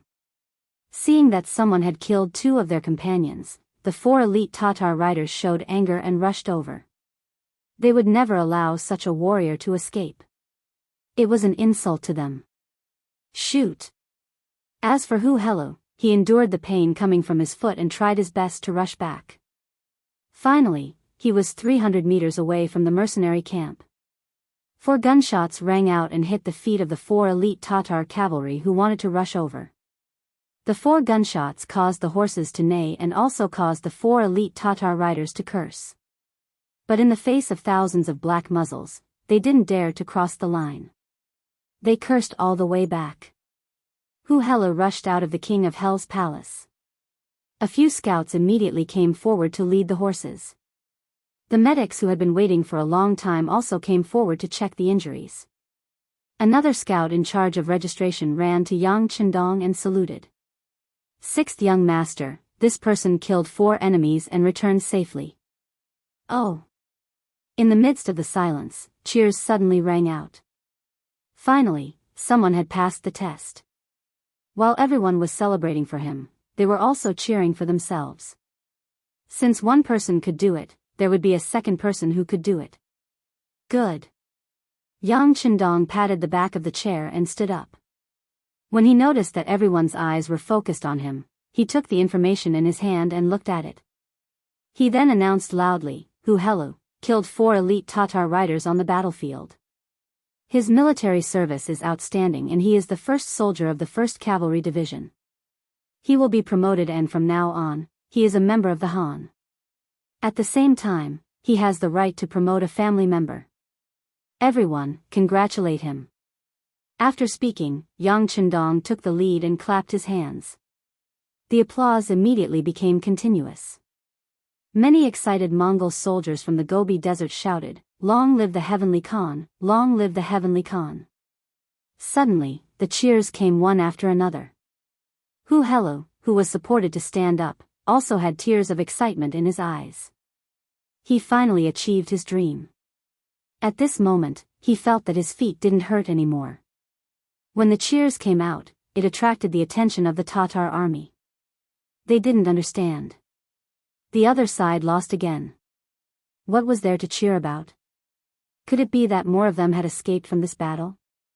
Looking at the battle report, killing 1,300 enemies and losing 54 cavalry, Tua shook his head.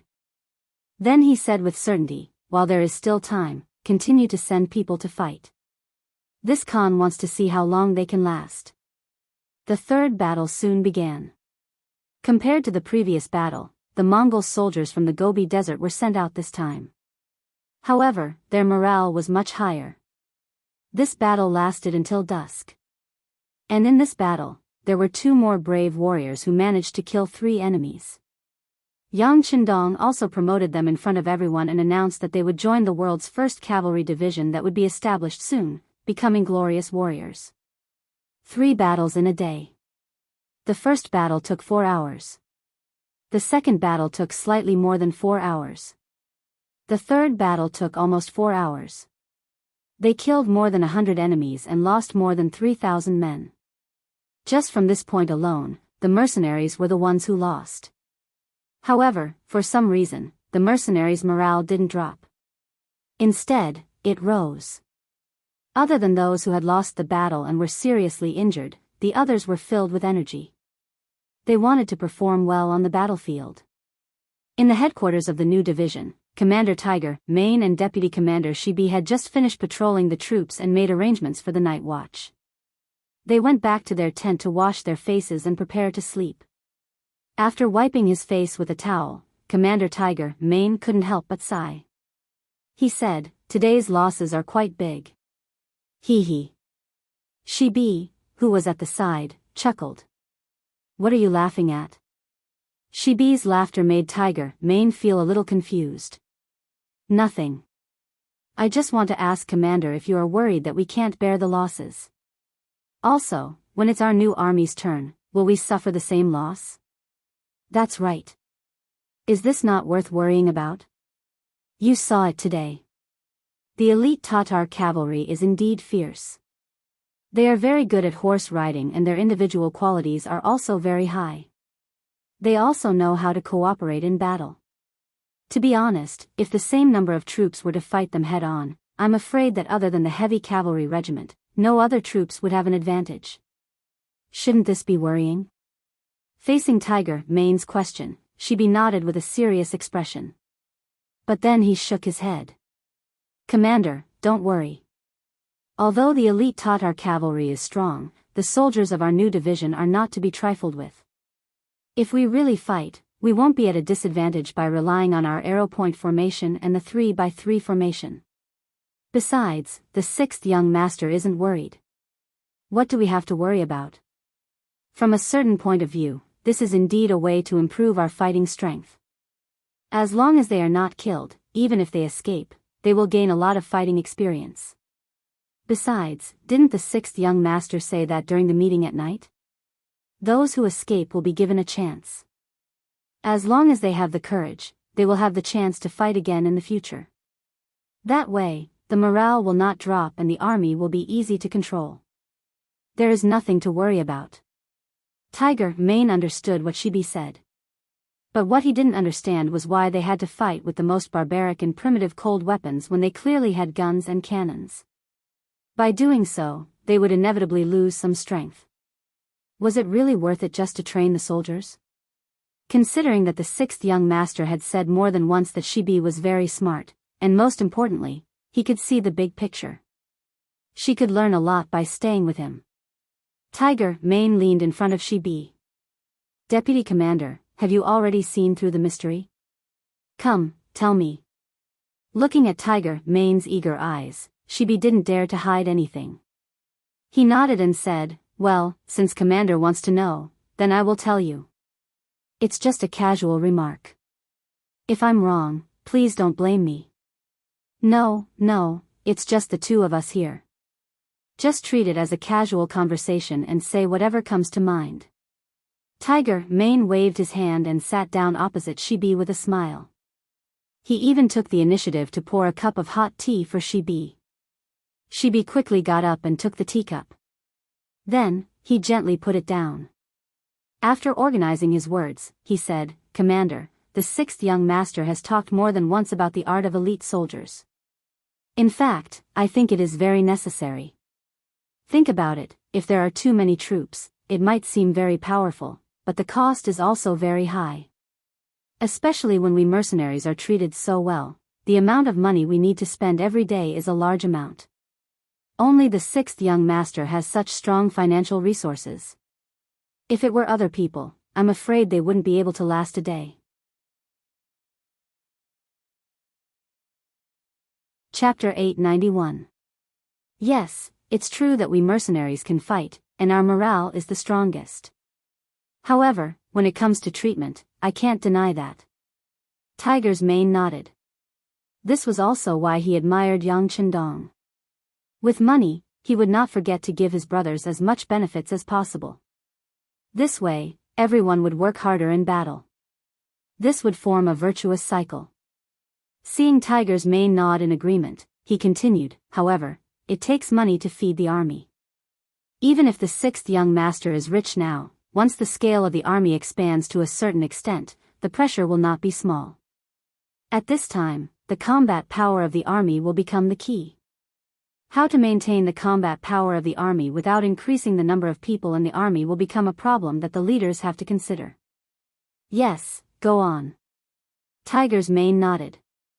He agreed with this point of view.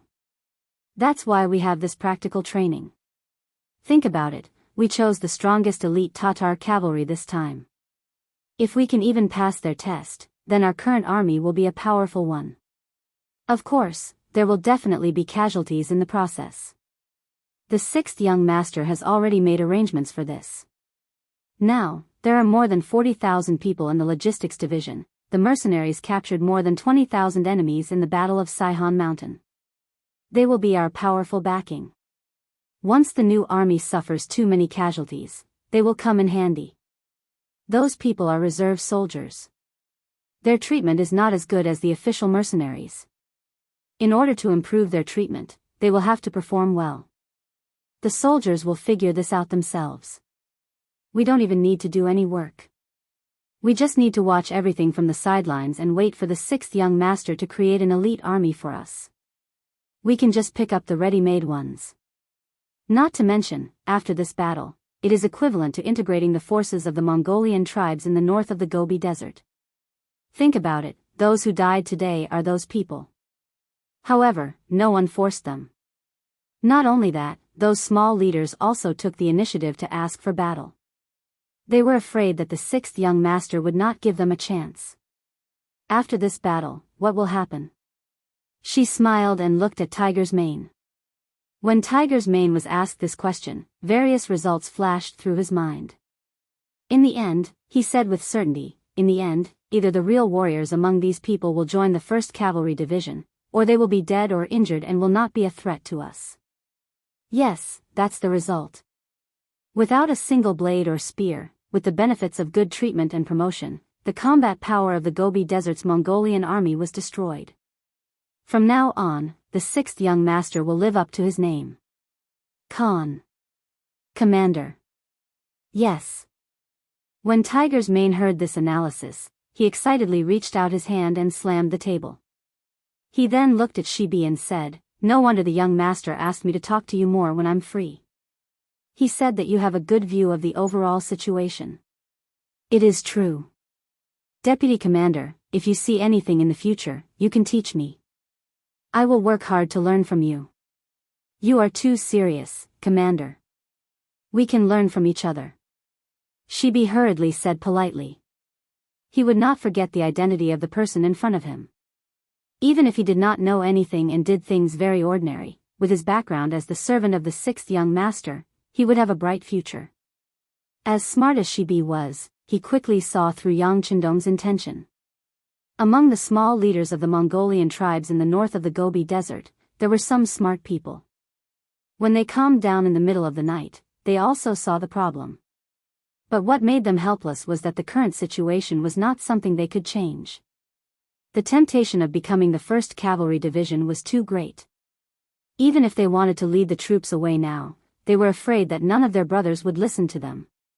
Not only would their brothers not agree, but they also wanted to perform well and fight for a future. Speaking of which, they were the small leaders of the tribes, but they were only the leaders of a few hundred or 1,000 people. They were young and had some ability now, so the people in the tribe would listen to them. But what about the day when they grew old? Or what about the day when he was targeted and lost the battle and lost his power? It was hard to say whether they could secure the position of a tribe leader. In contrast, the position of a mercenary was really stable. They had specific and detailed rules. Even if you were old or injured on the battlefield and could no longer fight, you could still enjoy some good treatment. It was impossible to become a king or a tyrant with this, but it was not a problem for you to be content with being a wealthy citizen. Even these small leaders couldn't resist the temptation, let alone the ordinary cavalrymen. Most of them were young, driven, and had dreams. In the past, there was no platform for them to perform. Now that there was a platform for them to perform, who would not work hard and do their best? That night, many people were too excited to sleep. The next morning, after breakfast, the battle began again. Compared to yesterday, the Mongolian soldiers of Mo Bay performed better. Not only did they die less, but they also killed more enemies. In one day, they fought 3 battles. Compared to yesterday, only 3 people passed. Today, there were 23 people who passed the test. Among them, 4 of them killed 4 enemies and retreated safely. One by one, Yang Chendong sent the orders to the soldiers who were about to become the world's #1 cavalry division. This scene greatly stimulated everyone. Even the Mongol soldiers who had retreated from the battlefield requested to fight again, wanting to give it their all. Yang Chendong agreed to these people's requests. But he still decided to let everyone go through the first round before thinking about the second round.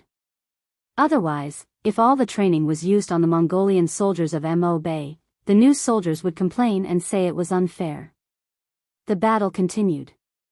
Unexpectedly, it lasted for a month. During that time, there were 2 heavy rains and 4 or 5 drizzles. But it did not stop the battle from continuing. At this moment, both the mercenaries and the Tatar army seemed to be exhausted. No one wanted to retreat.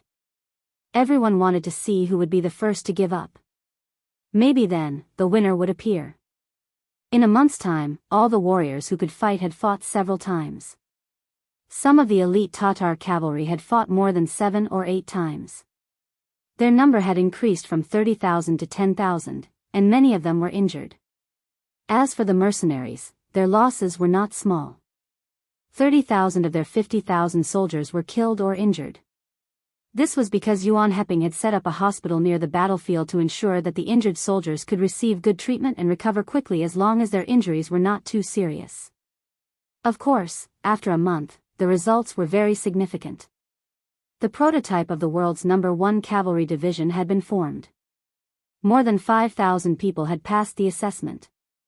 The best performance was the Tatar division commander Su He and the old student Tian who had studied in the Yang family academy. The 2 of them had killed 9 enemies at once.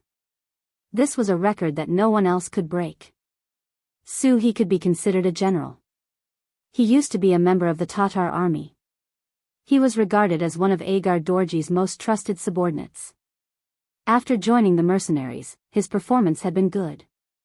He was promoted from a commander to a division commander. He had killed his way through mountains of knives and seas of fire. His achievements were not surprising. Who was Tianhu? In the past, he was not a well-known figure. It was even said that he had only started to train his equestrian skills recently. It had not even been half a year, but he had created such a record. It was no wonder that people had a whole new level of respect for him. But no one knew that before entering the Yang family academy, Tian who had the title of Double Blade King. He was the disciple of the previous generation's Double Blade King. His speed was very fast. No one knew where he put his second blade and when he would strike. It was not an exaggeration to say that he appeared and disappeared like a ghost. Yang Chendong had once carefully observed how Tianhu killed his enemies. The speed at which he struck with his saber was extremely fast. Often, when the two met, his opponent would not even have time to react before Tianhu had already retracted his saber. When he met someone who was difficult to deal with, Tianhu's second saber would strike at an even more tricky angle. It was precisely because of this speed and strangeness that he finally obtained the result of killing 9 people in one battle. Hence, Tianhu was also known as the double saber Tianhu. And this was not his limit. Once his equestrian skills reached a certain level, his ability would continue to improve. Other than these two, there were many other people who performed well. For example, the Tatar Division's 1st Battalion commander, Temu. He killed 6 people in one battle. This tiger general, who had been subdued by Yang Chendong in Narcissus Town, had finally grown up. There was also Fan Yuhai's former confidant, Lu Duo, who had killed 6 elite Tatar cavalrymen in one battle. Lu Duo had followed Fan Yuhai for a long time and was even used as a trusted aide. In the decisive battle on the battlefield west of the Water Horse River, Fan Yuhai was defeated and captured alive. Because Lu Duo was a talent, Yang Chendong kept him alive. This person had once thought of avenging Fan Yuhai. But when he truly integrated into the mercenary camp and was guided by Yang Chendong several times, his mentality underwent a huge change. After seeing the difference between his former master and the one he was about to serve, his heroic spirit was stimulated. With such a wise master, he always felt that if he could not make a name for himself, then he would be letting down his good skills. He immediately signed up to join the battle against the elite Tatar cavalry. Chapter 892. No matter what, Lu Duo was a captive general, not even a surrendered general. Whether he had the qualifications or not was finally reported to Yang Chendong. What was unexpected was that the 6th young master did not even think about it and directly approved it.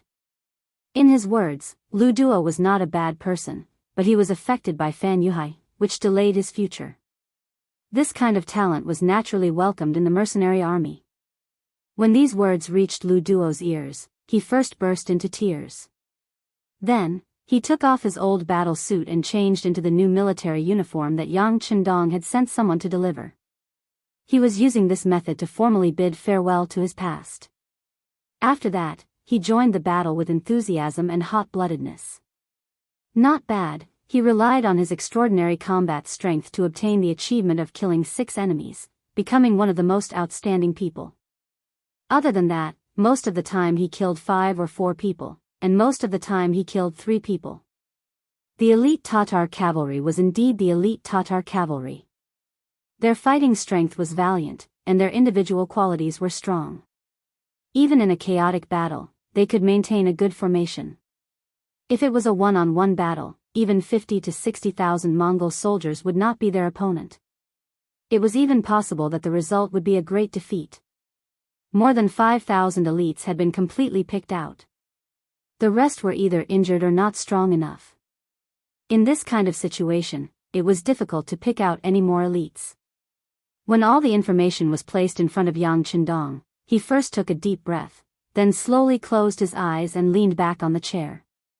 At the same time, his right finger gently tapped on the armrest of the chair. Seeing this, Yang Lu hurriedly retreated. Those who knew Yang Chendong knew that whenever he did this, it was when he was thinking about something important. In the main tent of the Tatar army, after a month, Tua Tuo's face was no longer as arrogant as before. The aura of disdain on his body was also restrained. Although he had won every single one of the 100 battles he had fought, the lack of military strength was finally showing. He wasn't like Yang Chendong, who had 20,000 allies from the Mongol tribes and didn't have a logistics division with 40,000 troops as backup. He only had 30,000 elite cavalry, and after a month of fighting, he was starting to show signs of exhaustion. The remaining 10,000 elite cavalry were no longer as valiant as before due to the continuous battles over the past few days. Most of them were injured and they could not even use 70% of their original strength. If this continued, it would not be long before they were completely annihilated. Although he did not want to admit it, it was the truth. It was not something that would not exist just because he did not want to admit it. Thinking about how he had come with great ambition and had lost so many soldiers, he looked coldly at Meng Ku and Hubo, and said, "You two, tell me, are we going to continue fighting? We can't. If we continue like this, we're going to lose everything. These mercenaries are just using us as whetstones to train their troops." Hubo, was waiting for Tuo's words to finish as she spoke with a tearful tone. At the start, they had not seen through the intentions of the mercenaries. They had only thought that if they continued like this, the mercenaries would not have enough manpower. Even if they had reinforcements, after losing so many battles, their morale would be at an all-time low. As such, it was time for them to retaliate. Once an army lost their morale, even if they had advanced weapons like guns and cannons, they would not be able to display their full strength. As such, not only would they be able to defeat the mercenaries, but they would also be able to use these weapons for themselves. If that was the case, the Tatar cavalry would be able to quickly regain their former glory. This was also the reason why they continued to play along with Yang Qindong even though they knew that such a battle wasn't suitable for the 30,000 elite cavalry who were used to charging with the whole army. However, later on, they discovered that some of the mercenaries were people that they had fought before, and these people would kill them whenever they had the chance. When the situation turned bad, they would retreat. Only then did they realize that these people were just using them as practice. In the later stages of the battle, they could even see some of the mercenaries holding swords and shields, and they looked quite decent. They were clearly imitating them. Reality proved that these people were not only doing this, but the results were also quite good. In the past, they could kill 1,500 enemies in a single battle. At the very least, they could kill 12-23 enemies. But now, they could only kill a few hundred enemies in a single battle. Sometimes, they could only kill 200 or 300 enemies. Then, they would turn around and retreat. However, they would have to pay the price of over 100 people. The enemy was constantly getting stronger, while they were exhausted and did not have enough soldiers to exchange. Their battle strength was decreasing. Under this situation, they no longer had the upper hand. If they continued to fight, it would not be long before they would be the ones running away. Hubo, no longer wanted to fight, and instead advocated for a retreat. Even Menk, who had always been fond of fighting, did not say anything. However, he did not take the initiative to fight, which made his decision clear. Seeing that his two subordinates did not want to continue fighting, Tuochuo Buhua could only sigh and say, "Then let's retreat. Let's do it this way. Let everyone pack up. We'll retreat in the middle of the night. This Yang Qindong is too cunning. If he finds out that we're retreating, I don't know what he'll do." Hubo had fought with Yang Qindong more than once, so she had some understanding of him. After hearing these words, she immediately nodded. Yes, the Great Khan is right. This person is extremely cunning. Even if we want to retreat, we cannot let them see it. Actually, the main reason he had summoned the two generals was to discuss the matter of retreating. He had suddenly decided to retreat tonight so that the news would not spread and the mercenaries would not have time to prepare. The two generals walked out of the Great Khan's tent and gave the order to prepare for the retreat. In addition to the 10,000 ordinary cavalry that had not been used, there were 20,000 men. There were also many injured elite cavalry, so they had to make preparations before retreating, such as packing their belongings. As soon as they moved, Su Yunsheng, who had been in charge of monitoring them, immediately noticed this abnormality. As the head of Yang Qindong's reconnaissance group, Su Yunsheng was also a veteran. The sixth young master had once talked to him and asked if he was willing to become a division commander in the new army. This was a clear sign of concern. In the end, Su Yunsheng had refused. He liked being a scout, as it allowed him to observe the enemy at close range without being discovered. Sometimes, a piece of timely information was better than an entire army, and he enjoyed the feeling of being able to predict the enemy's movements. It was a pity that with the current scale of the Scout Corps, being promoted to a regiment was already the limit. If they wanted to be promoted to a division, it would take a long time. Fortunately, Su Yunsheng was willing to endure hardship. In order to complete his mission as a scout, he did not even participate in the selection for the 1st Cavalry Division. Not only him, but many of the corps members of the Scout Corps were also not allowed to participate. Of course, Su Yunsheng was not the only one who did this. In fact, Tiger's Mane and Shibi had already started work on this long ago, allowing the corps members of the 1st Army to remain in the army. After all, the 1st Cavalry Division had to be built, but the construction of the other armies could not be abandoned. Because he loved being a scout, Su Yunsheng chose to rest during the day. When everyone stopped fighting, he came out and took the initiative to go to the front lines. Relying on his excellent camouflage and the advanced night vision telescope in his hands, he came every night to observe the Tatar camp from a distance of a few hundred meters. Yang Chendong had once said that if this kind of war of attrition continued, the first to be unable to bear it would be Tua Tua. Therefore, keeping a close eye on them to prevent them from suddenly escaping became the most important task in Su Yunsheng's eyes these days. After waiting for a full month, this result had finally arrived. Seeing that the Tatar camp had become somewhat chaotic, and that some injured soldiers had even been carried out of the tents and sent to the carriages ahead of time, Su Yunsheng knew that the result that the 6th young master had long predicted had occurred. The enemy was preparing to retreat. Leaving behind the other scouts to continue observing the situation, Su Yunsheng turned around and rode back to the mercenaries' main tent. He reported the situation to Yang Chendong. After suddenly hearing Su Yunsheng's report, Yang Chendong immediately had his servant Yang Lu gather all the generals. The time for an all-out counterattack had arrived. After receiving the order, the generals quickly came to the main tent. Compared to a month ago, the number of officers that came this time was much less. First of all, the small leaders of the Mongol tribes had disappeared. They had either passed the test and joined the 1st Cavalry Division, or they had been sent back to their tribes with heavy injuries, or they had simply lost their lives on the battlefield. In short, after this battle, the military strength of the Mongol tribes had become extremely weak, and they were no longer a threat to the mercenaries. The generals came and stood in front of Yang Chendong in 2 cases. Orders were also issued from the mouth of the 6th young master. The scouts at the front lines have sent news that the Tatar army is preparing to escape. Finally, it is time for us to launch an all-out counterattack. I believe that everyone must have been holding back in their hearts, and now is the time for everyone to release and vent. Now, I order. The ferocious Tiger Regiment, Heavy Cavalry Regiment and the 1st Cavalry Division will form a joint force and charge forward. We must break through the enemy's camp in one blow.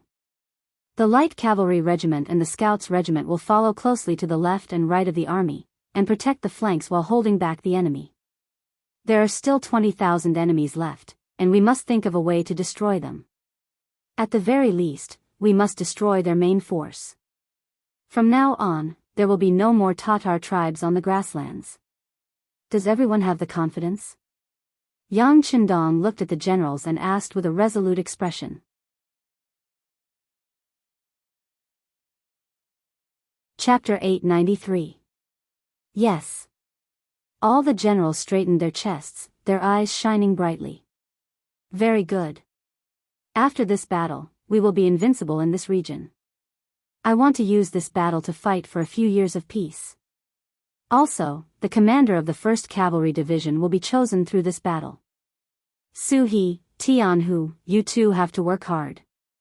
Yang Chendong's voice was loud and clear as he made the final mobilization before the battle. The meeting ended very quickly, and the officers returned to their respective units and began to assemble. The final attack against the Mongol Tatar tribe would be launched in 2 hours. Tua Tua Buhua had just transported over 2,000 wounded soldiers out when a scout came to report that the mercenaries seemed to have made some movements. They were gathering their troops, and it seemed like they had already discovered their intentions. That's really fast. When Tua Tua Buhua heard this, his face became very ugly. He knew that a final battle was unavoidable, but he did not expect it to happen at this time. It must be said that this loyal duke really knew how to pick a time. Give the order. 10,000 cavalry will stay behind to block the enemy. No matter what, they must hold on for 3 hours. When the sun rises, they can retreat. The other 8,000 cavalry will retreat with me. As long as we are here, the Tatar tribe will not fall. Tua Buhua immediately made a decision, and his determination to retreat did not waver. As long as he retreated this time, with the strength of his family, he would one day rise again. At that time, he would definitely take revenge for today's enmity. Although the 10,000 ordinary Tatar cavalry did not want to retreat, they did not have any other choice. The matter was temporarily settled like this. Those who should retreat retreated, and those who should prepare, prepared. It must be said that this arrangement was not wrong, but Tua Buhua had overestimated the 10,000 cavalry he had left behind.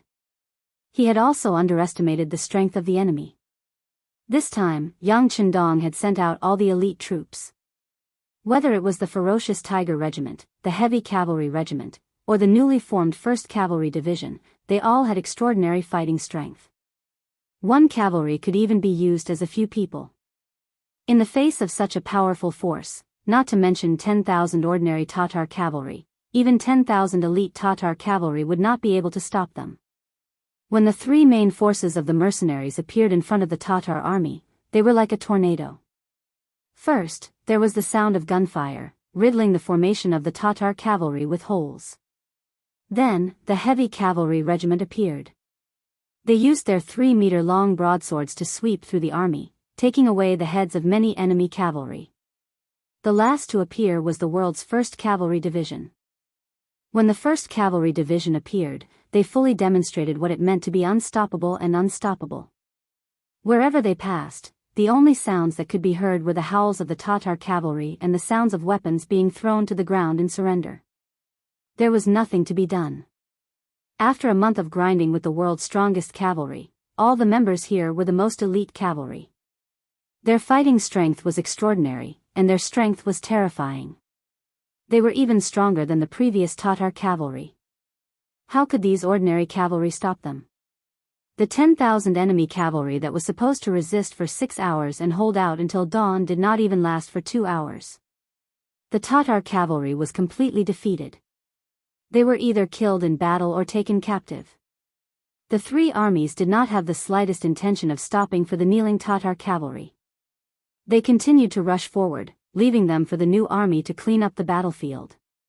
What they needed to do was to catch up with Tua Buhua and leave his life on this grassland.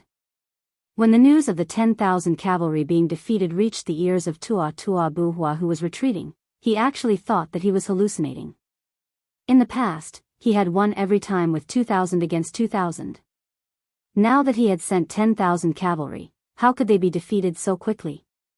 Although ordinary cavalry could not compare to elite cavalry, even if there were 10,000 pigs, they would not be able to catch all of them in 2 hours.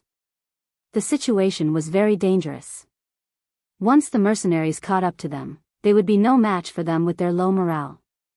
It was not impossible for them to be completely wiped out. Tua Buhua's gaze fell on Hubo, and Monk. Great Khan, I'll stay behind. As for you guys, run as far as you can. If you really can't, don't care about the injured soldiers. Just leave them here to fend for themselves. I only hope that the Great Khan will be safe. There is still hope for our tribe. Hubo knew that there was no time and made the decision to die to stop the enemy. He had lost many battles in the past, but the Great Khan did not punish him. Just because of this, he would repay the Great Khan with his life. Tua Buhua was a person of great importance and knew that this was not the time to be pretentious. He reached out and patted Hubo's shoulder. Okay, you take care too. I'll leave you 5,000 elite cavalry. No matter what, you have to stop the enemy. Great Khan, 5,000 is too much. Just leave 2,000 for me. Hubo still wanted to decline. He was very clear that there were only 8,000 elite cavalry left. If he left 5,000 to himself, the Khan's forces would be too weak. If they encountered any danger, they would not even have the ability to protect themselves. No, 5,000 elite cavalry is not much at all. The enemy was able to break through a 10,000 cavalry formation so quickly. They must be very strong. If we leave too few people behind, we will not be able to stop them. Alright, it's settled then. Remember, hold on until daybreak and think of a way to survive. As long as you survive, we'll be able to meet again one day. Tuachuo Buhua pressed down on Hubo's shoulder and said in a low voice. Yes, Great Khan. Hubo nodded in the end. He knew that this was the most feasible plan. Following this, the 8,000 elite cavalry split into two groups. Tuachuo Buhua listened to Hubo's suggestion and left 2,000 injured soldiers behind. He only brought 3,000 elite cavalry with him under the protection of General Monk. Hubo had a grim expression as he said to the other 5,000 elite cavalry, "It's time to show our loyalty to the Great Khan. No matter what, we have to hold on until dawn. We have to give the Great Khan and his injured comrades enough time to leave. Kill, kill, kill." The 5,000 elite cavalry seemed to know that this might be the last battle of their lives. They raised their scimitars and shields as they shouted. About a quarter of an hour later, the three main forces of the mercenaries appeared. Hubao didn't say anything and immediately charged forward. He knew how powerful the guns and cannons of the mercenaries were. If the 5,000 of them were to face these guns, they wouldn't be able to do anything. But if they were to charge into the enemy's camp, then the situation would be completely different. They would be able to restrict the enemy's movements. In truth, it was not that Xiao Feng's ferocious tiger regiment did not want to fire. It was just that the Windchaser regiment, Su He, and Tian who did not give them a chance to fire. They knew that this was the elite cavalry of the Tatar Empire. They wanted to win fair and square, and not rely on external forces. Just like that, an extremely intense battle began. Very quickly, the two sides began to fight. In the night, saber against saber, saber against saber, saber against shield, the sound of which rose and fell, lingering in one's ears. The soldiers of the 1st Cavalry Division who had been through life and death situations were all elites. They were all soldiers who had killed at least 3 elite cavalrymen on the battlefield. Now that the enemy no longer had the advantage and was only fighting one-on-one, they had the advantage from the start of the battle. They slaughtered their opponents until they were thrown off their horses. This was a testament to their strength and the might of the 1st Cavalry Division. Su He and Tian who chose to charge forward continuously. One was brave and fierce, while the other was sharp with his scimitars. Wherever they went, one elite Tatar horseman after another was cut down from their horses as if they were chopping melons and vegetables. In one breath, they had killed at least 5 or 6 people. Su He and Tian who had unknowingly gathered together. After the two of them looked at each other, Su He opened his mouth and said, "These elite cavalrymen have good foundations. It would be a pity to kill them all. Why don't we have a competition to see who can capture more?" "Sure," Tian Hu said, keeping his words to himself. In the past, when he was in the Yang Academy, he was a taciturn person. Unless he asked someone a question or someone asked him a question, he would not say a word. At some point, the news that the two generals had stopped killing and had started to compete to capture captives had spread. The first to stop attacking was the fierce Tiger Regiment. They set up a defense around the battlefield to prevent the enemy from escaping. Then, they raised their torches to light up the area. They wanted to witness this historic moment. Next, the Heavy Cavalry Regiment also stopped attacking. They also raised their torches to light up the battlefield. They wanted to see who would become the commander of the 1st Cavalry Division. Only 5,000 soldiers of the 1st Cavalry Division remained. They had also been influenced by the two generals. They stopped killing and started to capture captives alive. After a round of fighting, only 2,000 of Hubo's 5,000 elite cavalrymen were left. They were already prepared to fight to the death, but when they saw that the other party had suddenly stopped and changed from a murderous aura to wanting to capture them, they were all infuriated. A soldier could be killed, but not humiliated. This kind of action was looking down on them, and completely infuriated them. Under the lead of Hubo, the 2,000 elite cavalrymen began to counterattack again and again. They were inferior, so what if they had a lot of blood? Facing the cavalry of the 1st Cavalry Division, who were even stronger than them, even though they attacked like crazy, the results were not good. Not only were they unable to do anything to their opponents, but they also expended their energy faster. In the end, most of them were captured. Only Hu Bo, and less than 20 cavalrymen were left. On the side of the mercenaries, only Su He and Tian who were left. You're tuning in to the Biyao's Wuxia Chronicles YouTube channel. Don't forget to subscribe and join us on this journey to catch the most captivating stories.